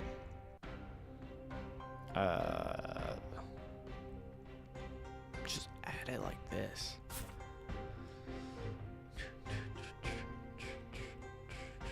So we still have the 2Q to get this off for extra damage, and then we just go through. I think that's fine for now, and then hoping we get slightly better stuff. But I think that's good. We'll see how it goes. One of these times, I will actually explain my things and not take so long. But yeah, we kind of still have this sword intent build going on with some cloud hit, but should be fine. So yeah, the powerful thing about just increasing our attacks is like that doesn't go away. So now when we go through our next cycle, it just keeps getting stronger. Okay, our defense didn't really come in so quickly, but that's okay. Oh, we might lose this actually. Oh no! Oh no, we might lose this. No! Alright. I accidentally lost the battle. But fortunately, your destiny is enough to support your recovery from your injury. Adjust to status, fight again, or flee. Let's flee. I'm not going to win that. Alright, I managed to escape. Cool. So yeah, maybe we just keep going until we lose. And we're trying to find... And we keep on going, and we're hoping we find the rune thing, I guess. Moon, water, or meteor fire. All kinds of strange phenomenon is in the Uncharted realm are like the moon in the water, and the flowers in the mirror. You feel as though you have realized something. Obtain moon, water, sword formation. You need to have a mirror, flower, sword formation. Don't have that. Obtain mirror, flower, sword formation. You need to have, okay. Copper hen, exchange 3. Okay, what is this? Moon sword? Oh, this. And we would get one of these for it. So basically, no, we don't use that. If we had one of those, we could get the other. Is kind of what it is saying. Weedingest? What a name. What a name. Alright. I'm not too worried. Key 4. We have 1 consumption. So honestly, what we would want to do if we want to have the rock is we would do this and put it like this. That means we would consume the 4. We still have enough to chase with this. We chase here, and then we chase here, which is not bad, actually. Again, not that much defense, but we just are running. Oh, we can upgrade this. Nice. So 8 tack now, so it's not as trash. Flying Nin, Flying Fang is, we just don't use it that much. We have this, so we can put these together. So now it does Q3, Defense 3, and Sword Intent 3. That's slightly better, honestly. It makes it much more viable, but we're not going to use it. And then we have Aggron. So one thing I noticed is like Spirit Swords, very much like Key. So that's like, if you want to do the Key build, you do that. But for right now, we're holding off. I think we just hold with this and see how it goes. I think we should be fine. But yeah. Oh. But yeah. Also, the difference with this kind of like mode is like, because you have as much time as you want, you can literally just look at the other opponent and counter them. Which in the actual normal mode of fighting against other people, since you're a time limit, it's so much harder to look at who you're going to fight next to counter them. You can still do it, which is fun, but yeah, it's one of those where it's like not always a thing. Dude, stop getting rid of no! He beat me barely. You know what? Let's adjust. Let's adjust. We can beat him. We can beat him. I don't know what we do to adjust, but we can adjust. Huh.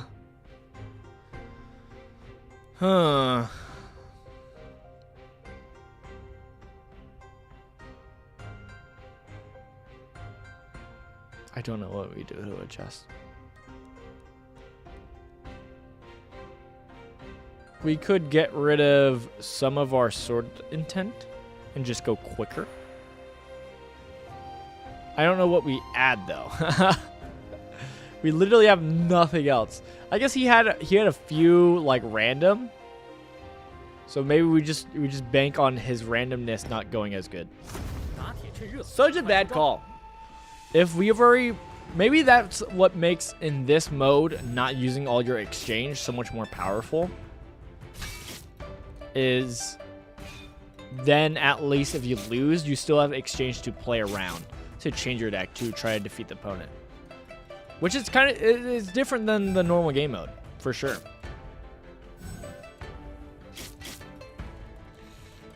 Come on, let's just do better this time. Dude, we're so close. That sort of 10. Hey, see? Just better. He rolled worse. Alright, exchange card. Hey, we've been waiting for this. Ooh. Oh, it's not a Cloud Sword, right? Oh. Alright. So this is what we do. We do want this, because this is just better than this for scaling, for how many hits. So we do want that. It just means we'll probably move around some things. Take something out. Because I still want the attack. And I still want the cloud hit. But let's see our choice. Hot Spring. Come to a hot spring. The spring is warm and seems to heal all wounds. Rest 15. Quench the body. Max HP 2. Let's do Destiny, I guess. Reverses the red flame beast.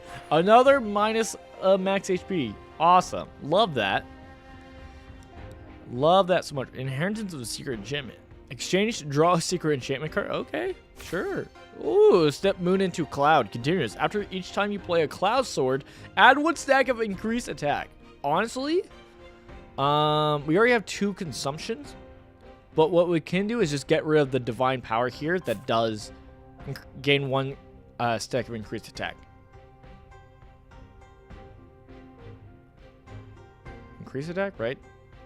Yeah, okay. So yeah, this does it, but even more because it impacts for every cloud. So we could do that. The next thing we could do, honestly, is get rid of this 6 defense and 4 intent and just add it here. So we're doing less intent of like, okay, only 4 and then we're doing it here. But then when we do it here, we're waiting for when we go around with the increased attack for a sword, for hitting with cloud swords. Then we're increasing. That's kind of the game plan. Yeah, I'm kind of fine with that. We could dig to see how we go, but I think we're okay with this. So I think what we do is we could get rid of these for cultivation. I think we hold off. I think we hold off, see how this battle goes, because then we could also dig. There's also a card limit down below of keeping your hand, but I don't know what's the number.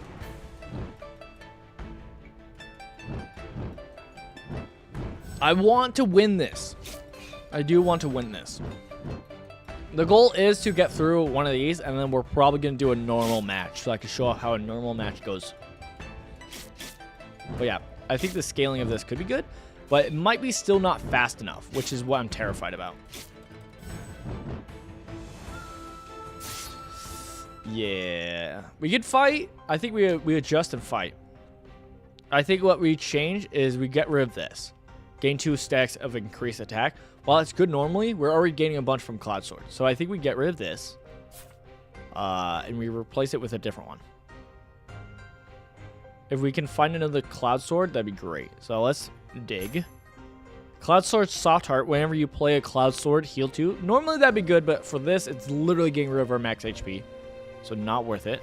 I think we get rid of Sword Defense. Cloud Sword Spirit Chorus. Chorus? I don't know. 7 Cloud Hit. For every successive Cloud Sword played before this card, add 1 Q. We could do that here. We could do it like that. So we gotten 2 go off, and then Boatin 2 Q. Then we could do that. That makes it where it's still playable, this card, through each round. I think we still dig to see if there's anything we could change.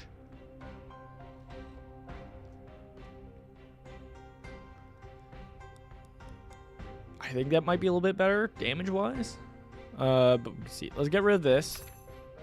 Cloud Sword Flash Wind. Chase. If we got one more, we could buff it even more. What we could also do here is also do it like this. So we got the Chase. We would probably want to do it like this.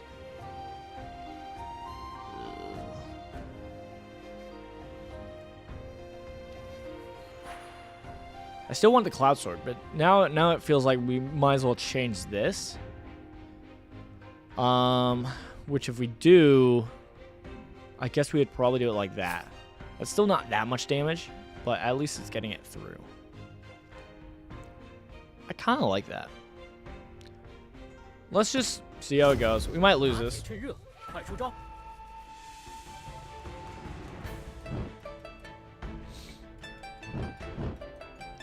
Stop! Stop! Leave my max HP alone! Papa! Burst damage. We could honestly also get rid of the 4 hitting ones if we just focus on doing cloud hits and just increase our attack. Yeah. We're just not quick enough. Dang! Alright, let's flee. I flee. I'm a coward. Choice. Alright, as you progress in the Uncharted Realms, you begin to consider cultivation in question. In the limited time available, is it more important to pursue cultivation or practice your moves? Pursue cultivation, cultivation 2, exchange cards -4. Balance both. Practice your moves, cultivation -6. Draw 5 cards. Ugh. Let's do both. Both are important. Formation? Oh, gosh. Alright, what do we got cooking? We could put these together. 6, so that's cool. We're 2 away from a breakthrough, so we should honestly just grab some of the stuff we have, like this. We're not using. And let's break through. Alright. Now we could do store key at the beginning of battle, add 3 Q. If we did, then we wouldn't worry about the rock if we did a Q. Honestly, we still don't need to. I'm seeing it. Inheritance, a Cloud Sword. Draw 3 Cloud Swords. That could be good. Or bottom. What does this one say? Okay. Choose a name effect, clear Embarrow. It has 3 attack, and the next card counts as understrain. Cloud Clear, reduce 6 attack. Next Cloud Sword, gain Chase. So we could do that so that Cloud Sword's here, it gains Chase. And then have a different Cloud Sword here, and then Chase. So yeah, we could do that. We could do that. I'm fine with that. And it's our sword. So let's do that. Cloud Sword. Reduce 6 attack. Additional effect. Next Cloud Sword gains chase. Let's do that.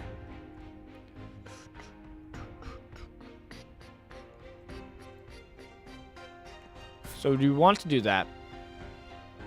The problem is, now this is kind of pointless. Because we want this more for the sword intent, but I guess it's still kind of good. It's still good. It just makes me kind of want to do this instead. We could also put this here. It's probably good. We could do some digging though. We could also put this in the back. I think we get rid of this and see what we find. Spirits. Spirit. Burst. Rule Sky Sword Formation. No Q cost for this card if defense is greater than 0. And then Chase. We already have Chase, so we're good. I don't think we need the Spirit. We don't need Reflective. I think...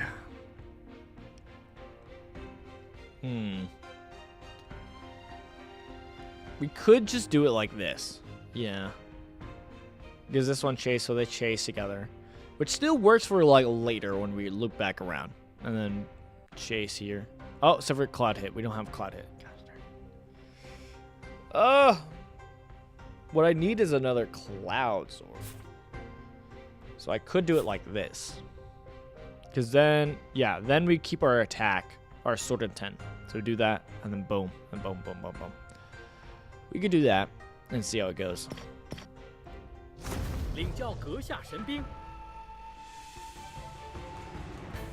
Ba-da-dum. Ba-da-da-da-dum. Ba-da-da-da-dum. Ba-da-da-da-da. I don't know all these effects I'm getting. Hey, 10.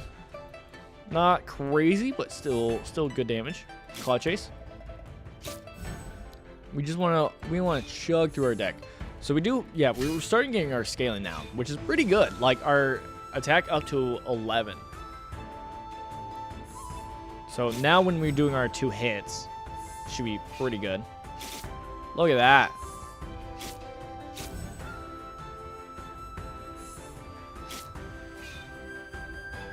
The thing we would want to upgrade is have a thing that lets us hit multiple times again. Alright, you defeated a... So what I might do, honestly... Oh, this turns into Cloud Sword. That's cool. So that's why we get this. Honestly, what I'm thinking about doing is get rid of this, put that together, and then the back put in this, where it won't affect anything. But now when we're scaling up, getting strong, we still get kind of an effect from that. That's kind of what I'm thinking. Let's see what else we got. We got the thing that lets us add key every single time. That's pretty good for the key dude. We have the Cloud Sword one, which heals. We could do that one. I think we're good, though. We can upgrade this. I just want more damage, so that's why I'm fine with that. We don't need this, so we could just see what we get. Hey, Cloud Sword! This is what we also needed, instead of like this, is this, where 2 attacks and lets us chase if injured. We could do it here. I'm trying to bouncing the chase, so it makes it so that these 2 chase. These 2 chase. These 2 chase. So we kind of can't make use of this because of our chasing already. Ugh.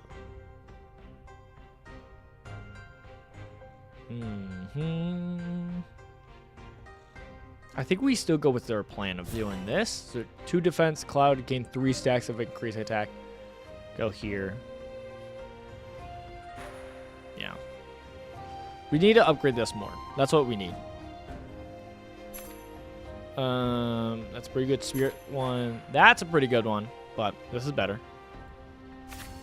Okay, Cloud Sword, step lightly. 2 attacks, 2 times, defense 3, Cloud Hit. For each successive Cloud Sword play before this, gain 3 defense. That is probably better than this. They do still attack twice, but this is better. Because we get 3 defense, and this part will, when we go back around, will be pretty good. Let's get rid of this. And we got a formation, which we don't care about. Probably don't care about this, the healing. And we'll keep this just because. Why not? Choice. You meet a cultivator who claims to be a Daoist, the treasure sender. As long as you can defeat him in the competition, you will be given a talisman as a reward. However, some cultivation needs to be paid as a challenge. Ugh. Let's do it. Why not? I could win. I could do this. I can fight. I feel good.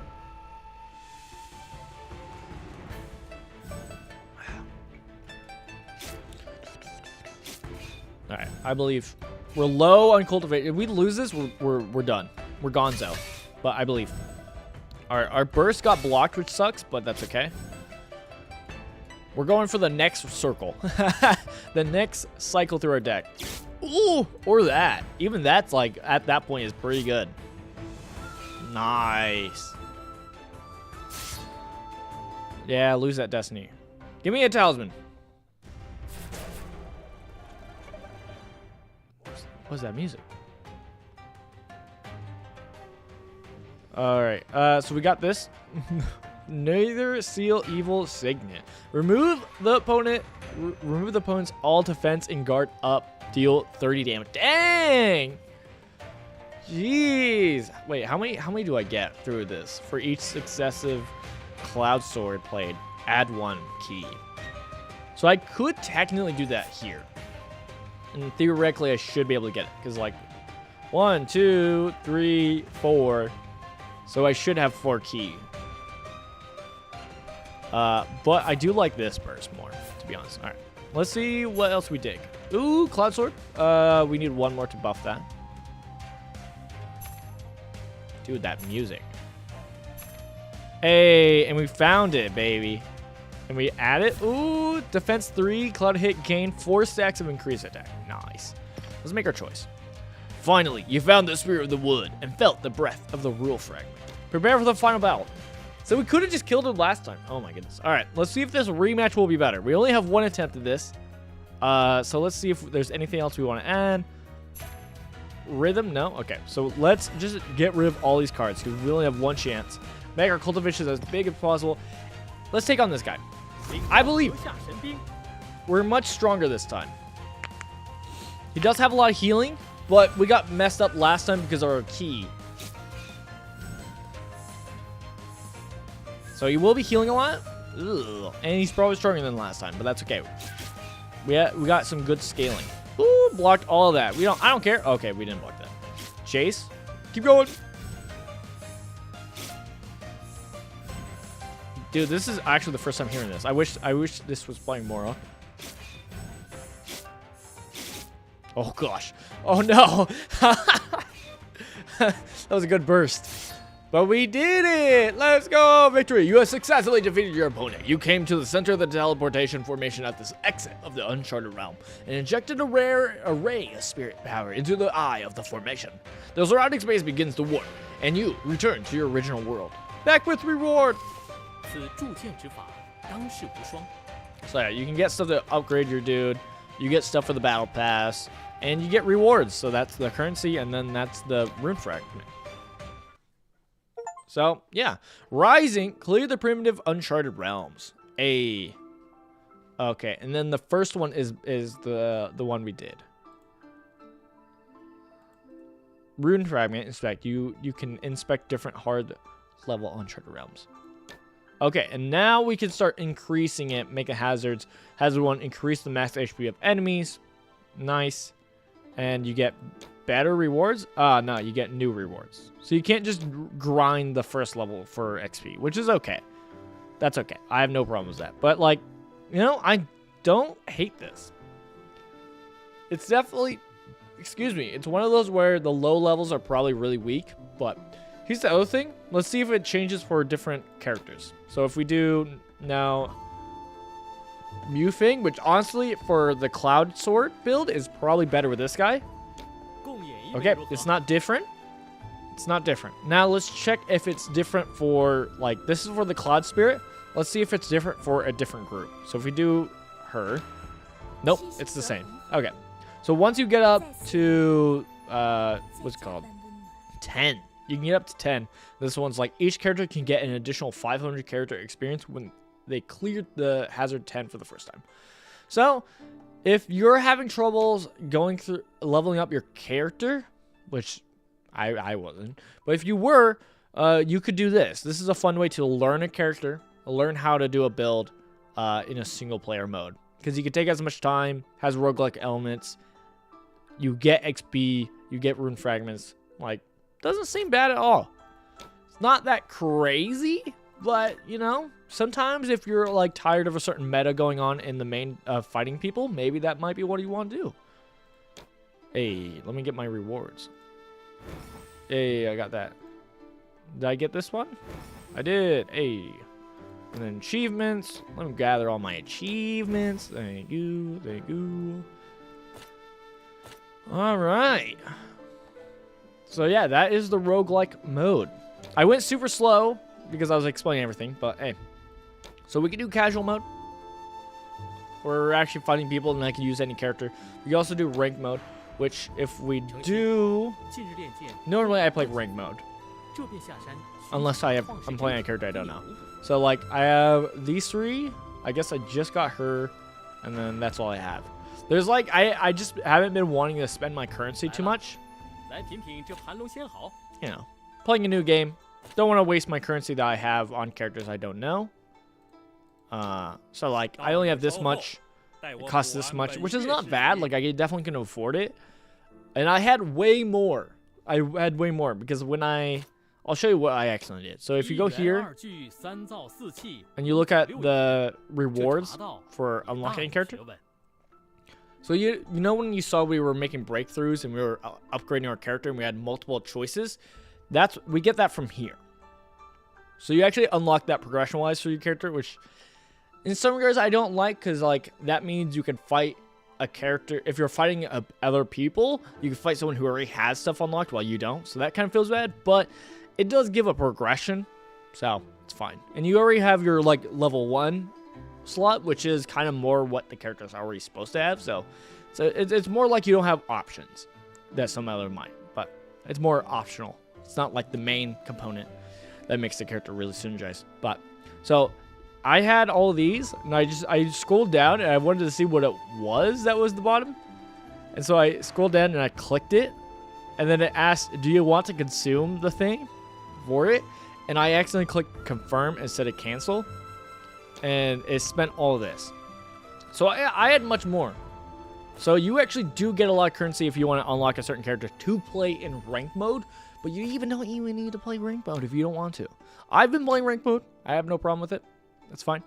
But you could definitely just play casual. You could just jump in, play a character you don't know, and be like, hey, let's play this character. Let's see what you do. Let's see. What do I want to do, though? Here's the thing. I kind of made a mistake by playing the character I knew on the roguelike, because now I can't do that against people. And I'm terrified, because I'm not really good with anything else. Like, I'm most comfortable with this first faction of doing sword intent and stuff like that. So I could do that, but I could also show you a different faction and show you kind of how they play. Also, do know, one thing I don't like about this game is the slight, sexualization of certain characters, like, oh, woman, stuff like that. I don't love that. I mean, I'm not too surprised by that, but, I don't like it. I think it's something I should mention. Like, come on. He's just a child. Stop that. So, something to mention. Let's see. We could try the 5 elements. I still don't fully understand the 5 elements. I won't lie. There's a lot of these I don't fully understand still. We could do physique, and I can show that one off. It's a new one. So let's do that. All right. Okay. Okay. So, their deck is actually unique in that it consumes their own HP to play a lot of their cards. So, I'll show off their deck. Cards. So, you'll see right here. It says HP cost. The number in the upper left corner of the card in the red means that it costs HP to use this card. HP cost will not be prevented by effects such as guard up. Even if your HP is below 0, you will continue playing this card before you dead. When you HP is below 0 effect, the effect of adding HP will be ineffective. Okay, got it. So that's a lot of the deck. There's using HP for stuff. But you get fun stuff like this. You get to be a JoJo character, which is cool. So we'll try it. The build that I liked of barely playing it and understanding it is doing this force build. So it's force. Each time you attack, you get a 10% more attack for every 1 force. Then lose 1 force. Force cap defaults to 6, and any force above the cap is converted to defense. So it's pretty cool. And then this card specifically lets your force cap be even higher, so you just like upgrade that multiplier. So let's jump in a game of casual mode against other people, and we will be playing this character. First, I'm going to use restroom, but that is what we're going to be doing. All right. All right. Let me switch over.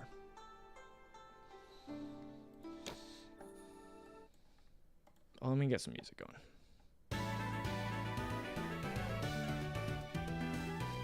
All right, I'll be right back.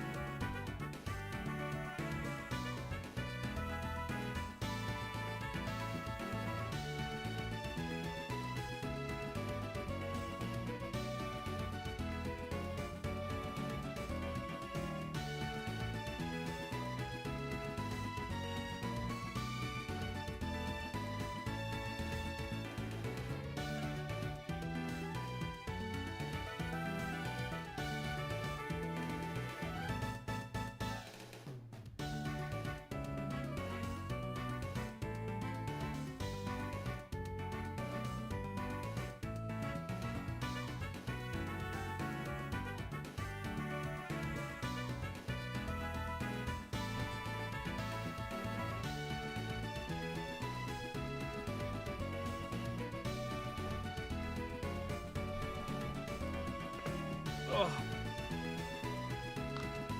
All right. Oh, big stretch. All right. I have a stream idea for an upcoming stream. I think it'll be interesting. It's definitely going to be like so that I could do a video on it for Christian Gamer, but it has to do with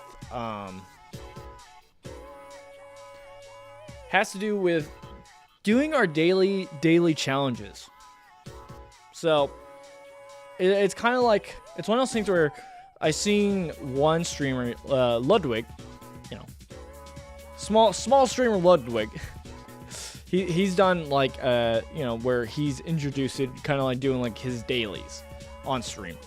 So like for certain games, going them and playing them, and that's his dailies. I kind of like it. It's fun. It's interesting. I would like to do that with my own dailies of like, okay, you know how you get dailies every day. You know, win the top four in rank mode, refresh every day. So that's a daily. And there's many games we play that have dailies. Honestly, I would love to see. I want to do a stream to see like, hey, how long does it actually take to do dailies? Because like, it seems like almost every game has dailies, so that you would show up every day to play their game. So I'm kind of curious to see how long does it take to actually do all your dailies for a normal person who's playing games. Like, I think that'd be interesting. So we might do that at some point. Because I actually don't know how long. Because I would like to introduce this concept and do that for more our like, whenever we stream, we do our dailies and then we do our main game we're doing. That's what I would like to do. But like, honestly, I was thinking about it. I was like, dude, I think that would take too long for each daily to meet each daily. So yeah, we might try out that concept and see what it looks like, because it could be interesting. But let's get into it.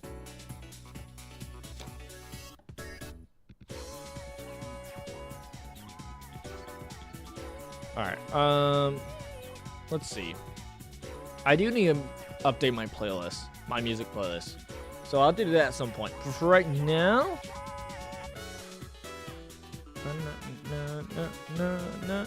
I don't hate the music in this game, but we'll mix it up. Let's do some lo-fi.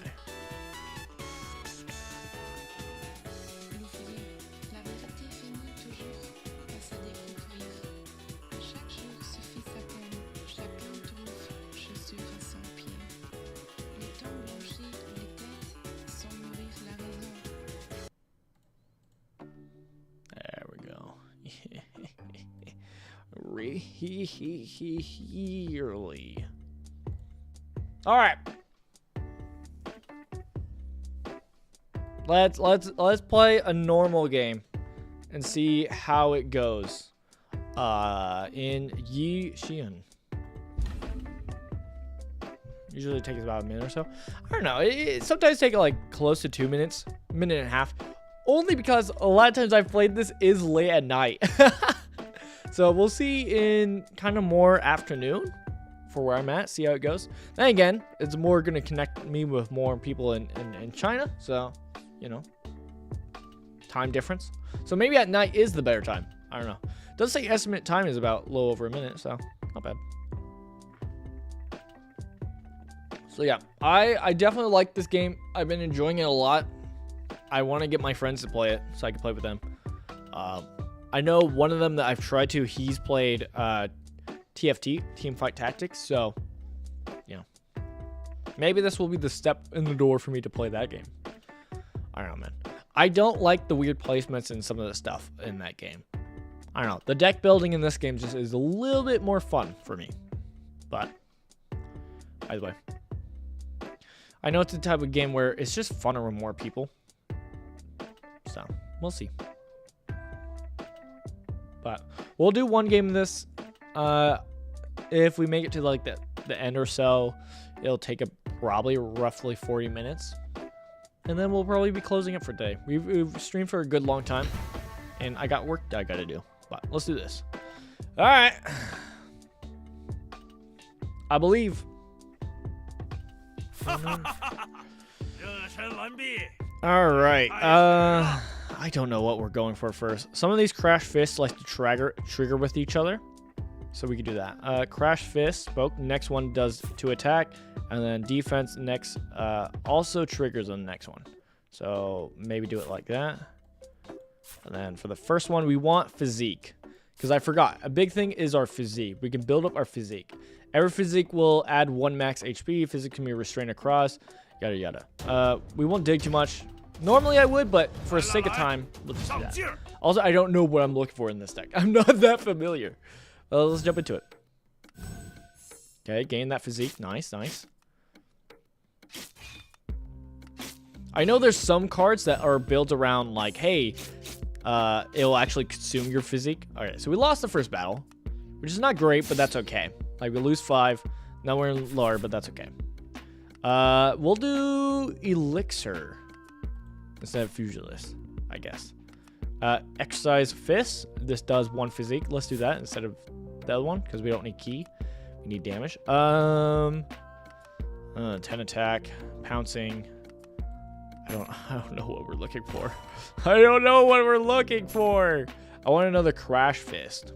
Alright, we upgrade that. Defense also triggers in the next one, so we get a little bit of defense. We can put that there in case we get debuffed, but I think we're looking for a Crash Fist. I think that's what we're doing. So we'll just dig. Cost 1 key makes an additional 4. We're not doing key unless we do it like this. And we gain T. We could do that. Let's get rid of this. I don't think we need it. Crash Fist. That's a different one. When the next Crash Fist costs, okay, HP, get it back. Oh gosh, switch. Okay, let's go for a Crash Fist build. All right. I believe I'm kind of stressed out. I'm not feeling too great with what we got so far, but that's okay. So yeah, all of our cards does just like take a lot of HP to do, but yay, we beat him. Okay, cool. All right. One thing I want to switch around is this. So this has it where when the next Crash Fist costs HP, add it back. So let's do that so that the -3 will get back. Crash Fist. Oh, no. I wanted to upgrade that. Okay. Be quick. We can upgrade this. Nice. We can do that for debuffs. Upgrade. Nice. Let's dig. Can absorb. We can get rid of 2 and get our breakthrough. So let's do that, actually. Breakthrough. Overwhelming power. I don't know what that does. Oh! Yes. This is actually good. So we can get rid of that. So now whenever you lose 1 force point, deal 2 damage. And then we can put this at the back because we don't need this. This is more our build. So yeah, this will give us force so that now we can do the, every time you get a force, you can do damage. There's a lot I gotta explain, and I'm having troubles with it. There's one thing I gotta explain that I haven't yet, once we get into it. But yeah, you definitely could like look at the top, see what everybody else is doing. Especially you could see who you're gonna fight next and focus on them. But for right now, since I don't know my own build, I tend to just focus on myself and try to do better. Because sometimes if I don't know what I'm doing. So like we know that our, oh, okay. I forgot, I didn't explain what this is, but it doesn't matter. We'll do this one. So when we reach incarnation, the next phase, we get that. So we can check here. Oh, that's what you're doing. Oh, but I don't know. All right. We can put that here just for consumption. Attacks 4, Q2, gain 3 flaws. Okay, let's dig. 6 attack for key and force. Oh, I would have liked a force actually. I don't like these cards. I guess we could do this. It's just good. At least at that point with our debuffs, it's gonna be fine. 3 deal.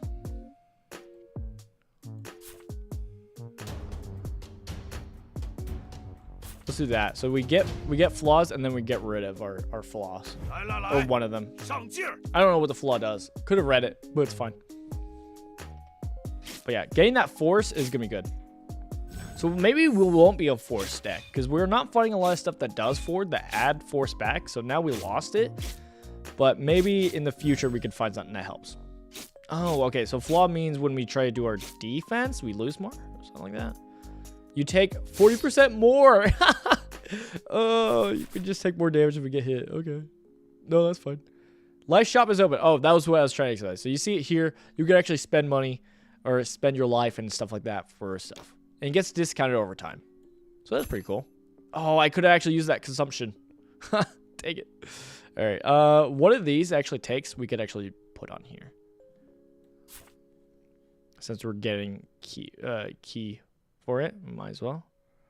Trying to see what we have so it can dig. I guess we're not using this, so I guess we could roll to see if we get something better. Okay, Crash Fist. When you play this, gain 2 force. Hey, there we go. Okay, so let's do that here. And then we can get rid of, don't need to worry about the debuff because that's that then. So, boom. Get our life back, so we cost 4, but we get it back. That seems not bad. And then we can get rid of some of these. Oh, I probably should have kept that, but oh well. Let's do that. Might get rid of that. Oh, I like this game though. It does hurt my mental state, but I do like the strategy of it. It just sucks on some of the other builds when I'm like, I actually don't know if I'm doing it correctly. Like, I don't know if this thing's proccing this thing correctly. And so sometimes that can suck, but for the most part, that doesn't happen. All right, we can put these together, get cultivation, 7 attack, physics 2. If your physics is 15 or more, you get 6 defense. We could do that so that we start getting physics or physique because we just don't have anything that's doing that. A Crash Fist and Tangle. When you play the next Crash Fist, apply 1 stack of wound. That could be good. We could do that here. Boom, boom. We honestly don't need this. I guess we could get the defense here. I guess I think we can get rid of these, right? If I want to get rid of anything, I should probably get rid of these. And we could honestly just do another one of these if we wanted to. Stop giving me the HP! Alright, let me break through. Physic cap 2, gain 1 increased attack and 1 wound. That's okay. We honestly don't need it. Let's do it though. I mean, we don't need key, so we might as well just do that. All right. Because we get 1 debuff also, so it's like I don't know if it's worth it. We get 1 wound. So when you're injured by an opponent's attack, you gain 1 extra or something like that. But maybe this is fine. We do a good burst of damage because of the force, which I like. I do like that a lot.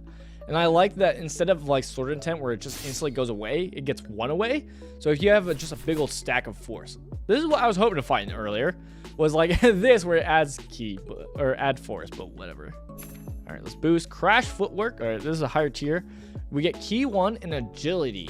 Every card can be regarded as a Crash Fist, which is pretty good for like stuff like this. It will still get like the Crash Fist kind of thing.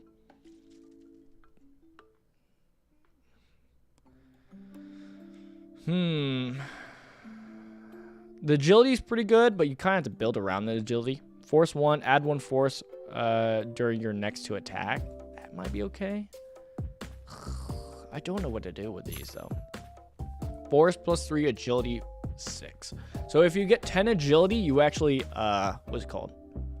You chase. So we could do that. Continuous and do that. It's just when we get through again, we won't have the 1 mana to do that. But that might be okay. Crash Fist 10. The next Crash Fist adds 5. Kind of want to do that here.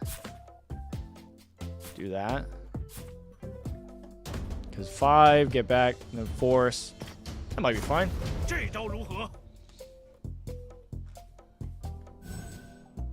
Guard up! That means it's like a full-on block. Gosh darn it, I hate it. Okay, she's getting health. I don't like that. We might lose this, honestly. She's 114. She's like probably the person in first place right now. Hey, just barely that big damage. I guess we only lost once, so we're doing pretty good too. Yeah, we're second. We're second. We fought the first one. Okay. Physics 3. No, we don't need that. So we'll dig. Physics 1. Add 3 attack during. No. Physics deck would be pretty good. Hey, finally we get some upgrades. Sometimes it feels like you just don't get any upgrades. All right. 10. And then smash defense. Triggers in the next crash. We could get rid of this instead of wound. When you are injured by an opponent attack, you will lose 1 more HP for each stack of debuff. That's if we're going more a debuff route, which we're not. Smash defense just means we go through defense better, I guess. Crash. Do we have any of these? Or no? Guess not. All right. I think we get rid of some of these. We could do the 2 attack, but I think we keep with this. So let's just get rid of some of these cultivations. Force 2. Honestly, if we're not doing too much force, we might get rid of this because it might be just a waste. It might be a waste of a turn. Might be a waste.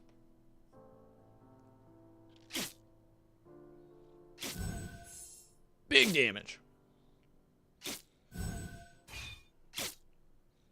But yeah, the randomness of this, like instead of like in TFT, it's very much there's more of a draft phase, which is kind of fun, but you don't really get a draft phase like that. But you do get like still like your deck's based on what random stuff you find, which is kind of nice. I do like that part.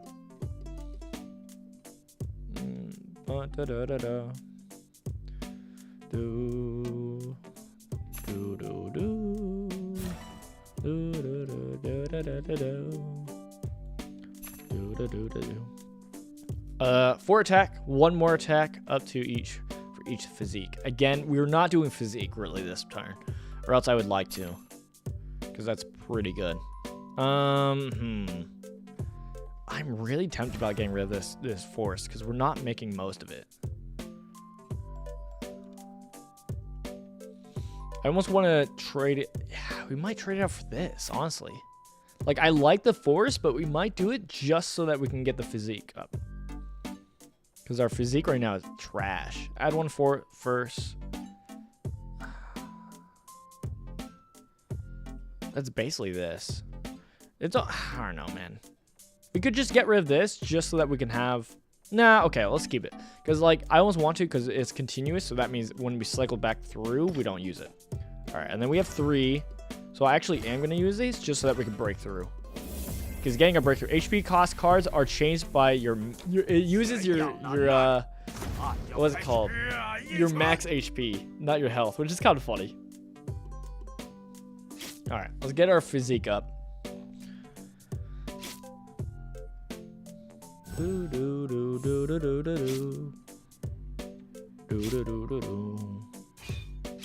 Hey, yeah. Our next one gives force, right? Hey.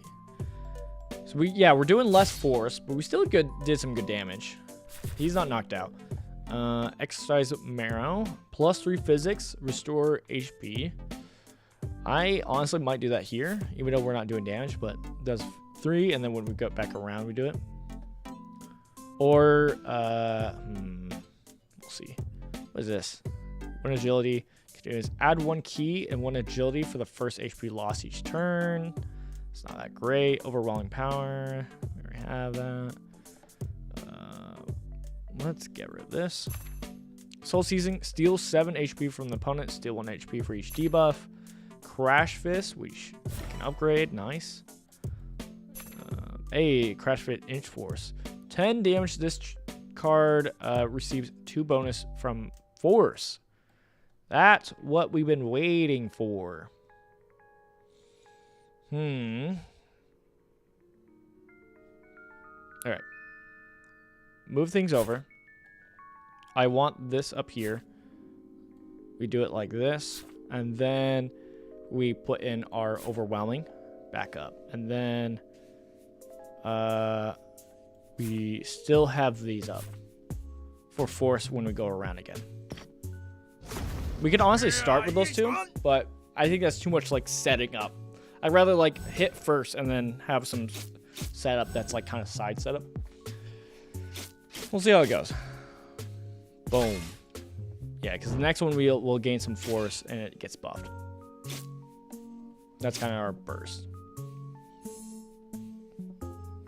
There we go. Yeah. Bop.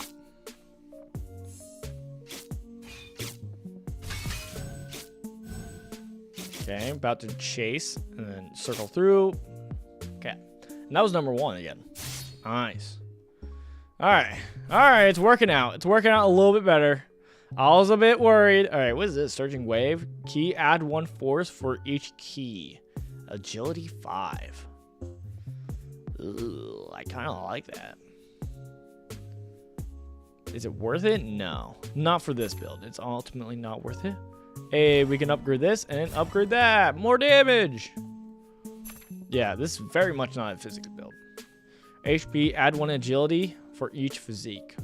For each 4 physique. Again, big physique would be really good. Really good. Sadly, we're not doing it. Sticks agility. Gain 1 stack of decrease attack. Agility 10. Oh. So it's a free chase, but it decreases our attack, ultimately. So not worth it. So get rid of some of these cards that we don't need.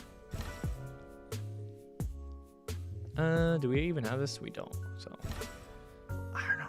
I kind of like it. I kind of like it. It's just a free chase card. So like we could just put that somewhere. Like if we do that here, we lose 10, but we're going quick. Because then we get quickly past our end phase. So let's see how it goes. Like losing one of our attacks does suck, but I think the force still carries through.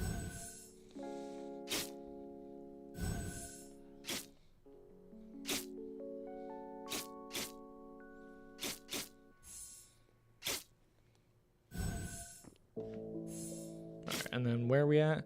Do agility, and then we go and then our next card we do agility again. There we go. Yeah. Okay. It kind of works. That's not too bad. I think no. Yeah, I was supposed to say 14 agility, which means it's even better. If we had more agility, it would be better. If we already had key, that would make it so that yeah, it doesn't matter. But yeah. Okay, I don't hate that. What was I trying to say? There was something I was trying to say, and now I'm struggling. Hey, buff that card. Actually, instead of that, we should have put it here. I do that too often. I focus on the upgrade more than the actual thing. But, we don't need these cards. So again, if we want to decrease our attack, I could do that. And just put in more of these. Key 1, defense 4. Gain 2 stacks of hexproof. Which means whenever we get something that decreases something, actually, that will buff us. I think we hold off. I think we keep this only because of the force. There's something I was going to say and I forgot completely. But, yeah, this deck's, this is coming together. This is working out. Oh, I remember. Yeah, I focus too much on the upgrading instead of, like, if I have 2 that are really good cards that have the effects, like, almost just putting them out both is sometimes more beneficial than just focusing on the upgrade too much. But I just sometimes just focus on the upgrade too much. Hey, look at this. Crash Fist continue. 11 attack. The Crash Fist effect triggered remain for the next one. I don't know what that means fully. The Crash Fist effect triggered remain for the next one. So it just happens again? This receives 2 bonus from Force. Also trigger next. Crash Fist non-stackable. I don't know what that means. I don't know what that means. Because, like, that's the thing. Like, I don't... Does that mean, like, if I do this here, it's a good setup for the next one, and it just even more? Or no? I don't know.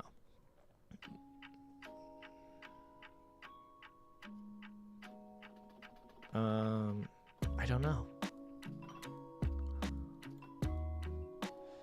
I can get rid of stuff, though, that doesn't matter. That upgrades, so that's cool.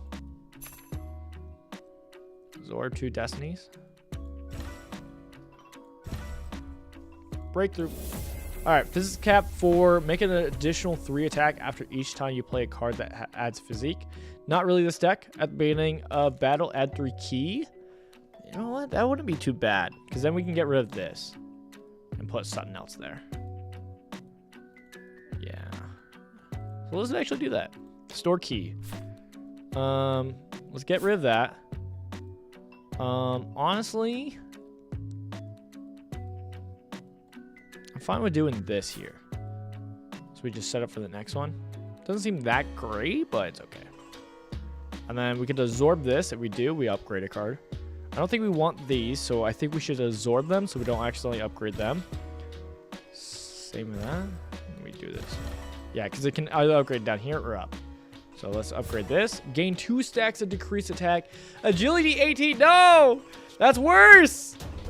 No! That's not better. Oh no. Oh no. We need more agility if we want to make use of that. Maybe we're fine though. We only have 9 physique, which is kind of crazy. But hey, I'm all for it. Boom.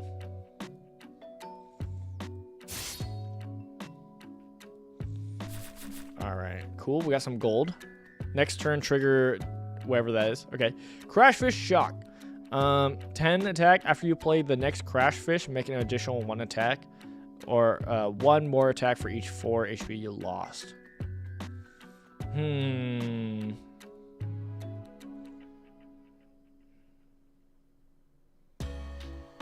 At this point, we could get rid of this. Do that.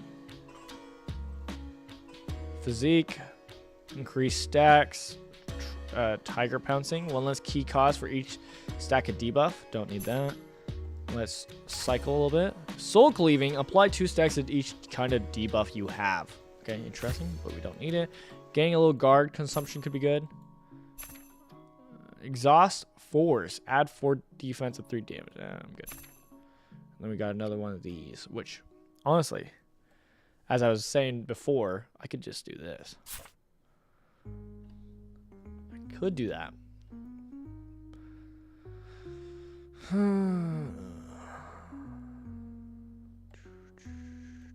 Do this, that when we pay 8, we get it back. Honestly, this is probably not that good anymore. Like, it's okay, but not as good as some of these, probably. Like, if I did this, make it these trigger more. I don't understand how it quite works. But we could still do the agility and force. So we don't quite get the chase with it. But we still get, like, we still get the force re-up. So we could do that here to get our force back and keep going. Or, no, let's do it like here. Yeah. Because then, like, if you get more than your cap of force, it just goes to your defense. So we don't quite want defense. We want it just to be keeping our force as high to make the how much damage you do just always kind of like as much as possible. Let's see how it goes though, because we might have tweaked it a little bit too much to where before it was in a really good sweet spot. Yeah, but now we're back at 6 force, which is good. Yeah,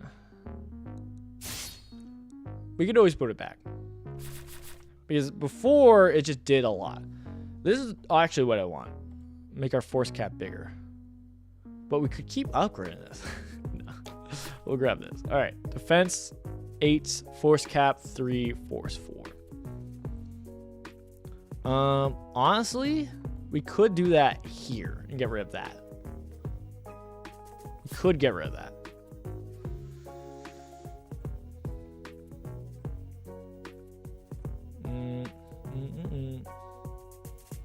I think we go back to how we had it before with this. I think we get rid of this.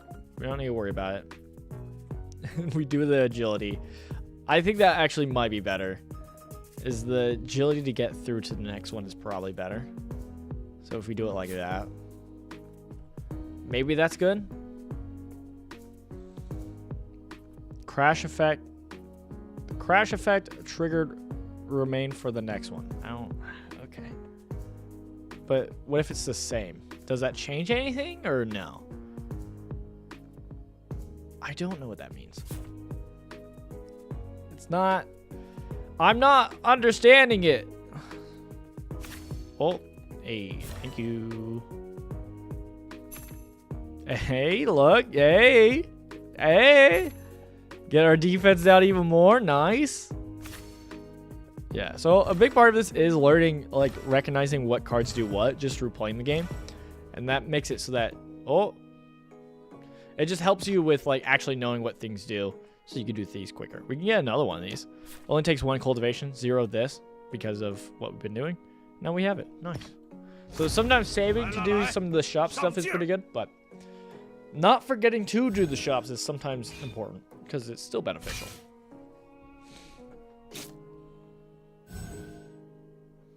Wow. 29 damage seems good. 40 damage seems good. Stop! They're increasing their stack.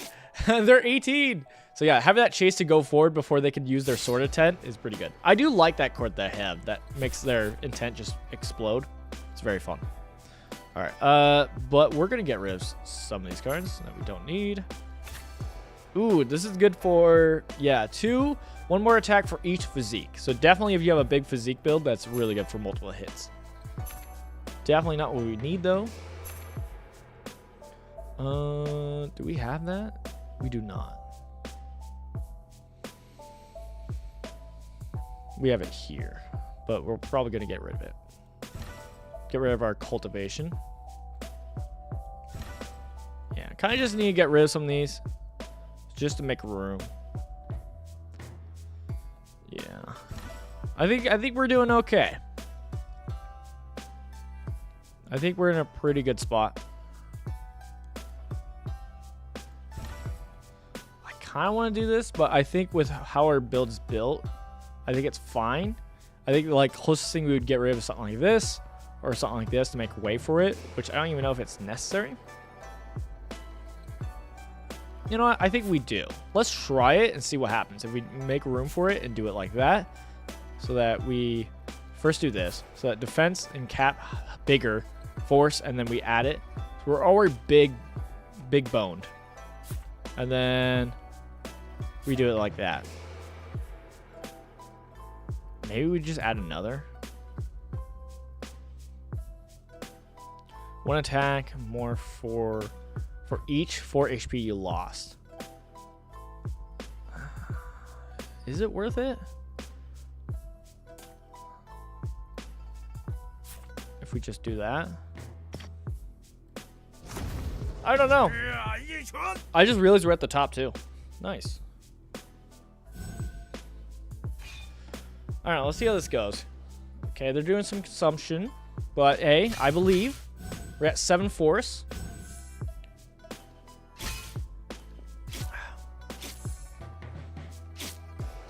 Nice, that additional hit.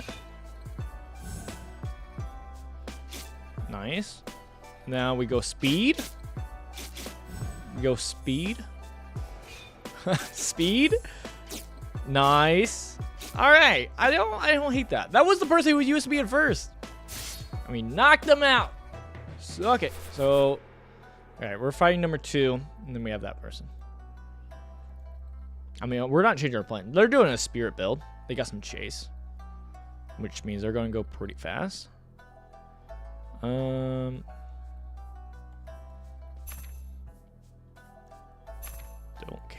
care. Hey, oh, okay. Well, never mind. Dude. Okay, let's get rid of cards we're not using. We could do this to gain the 3, but maybe it's worth it to not. I honestly don't know how good this is. You gain 3 force compared to that.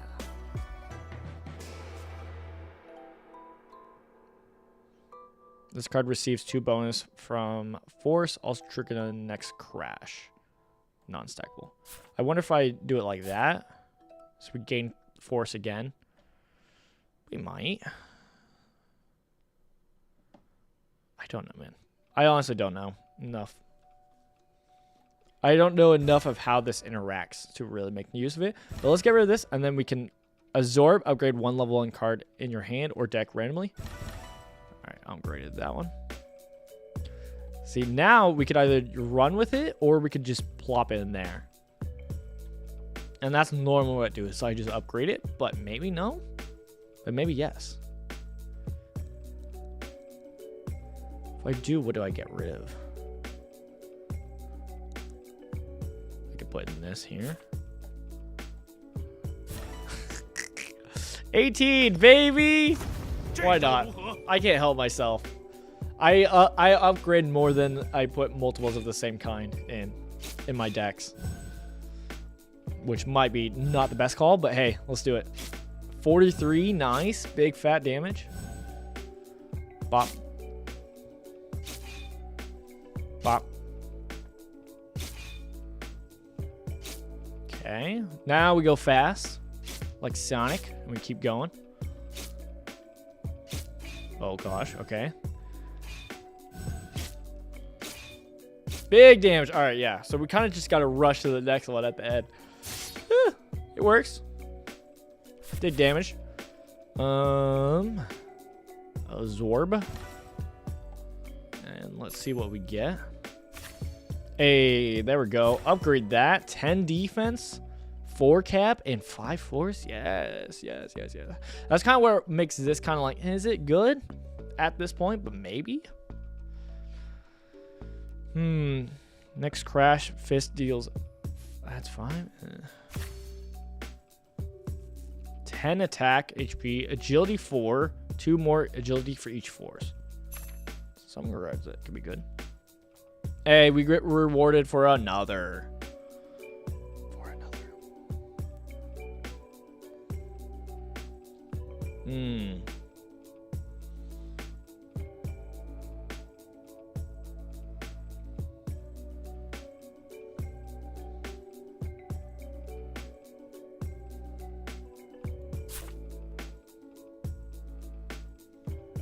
do that?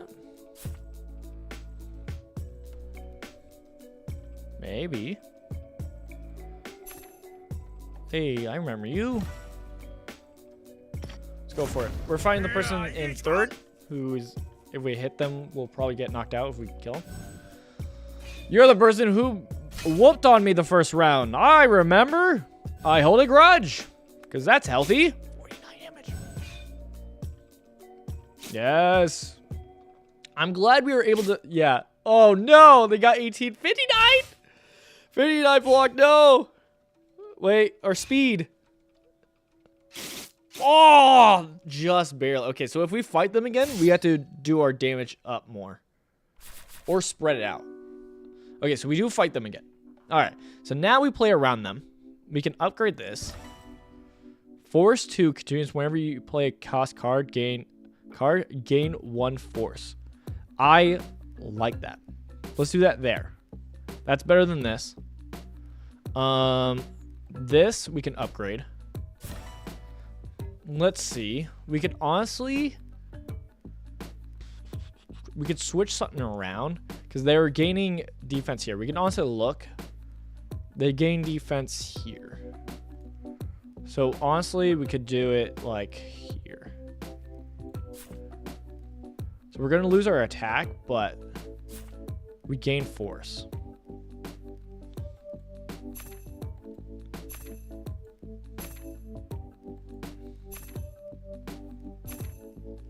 Could smash through. So we could do that. We can even do it sooner.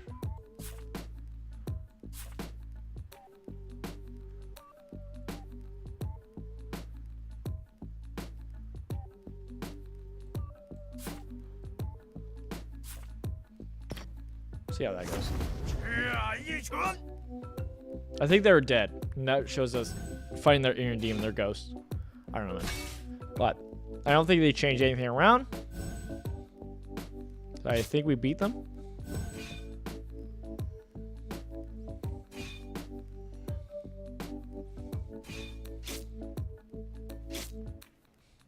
That massive damage.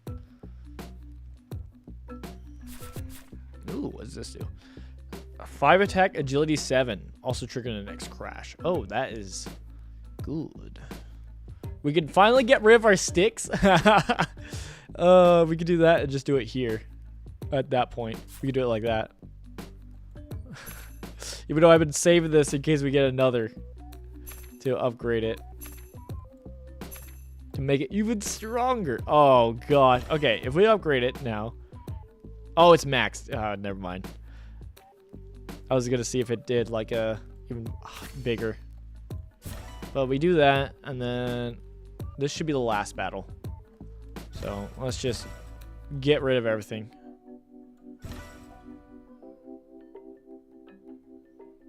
Okay.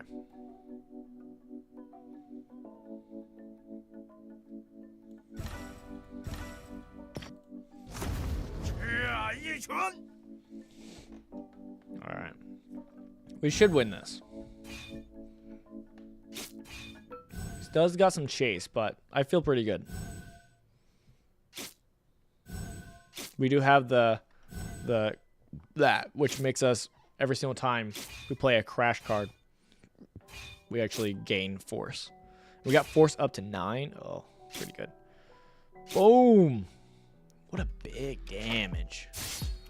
Big damage. We won! We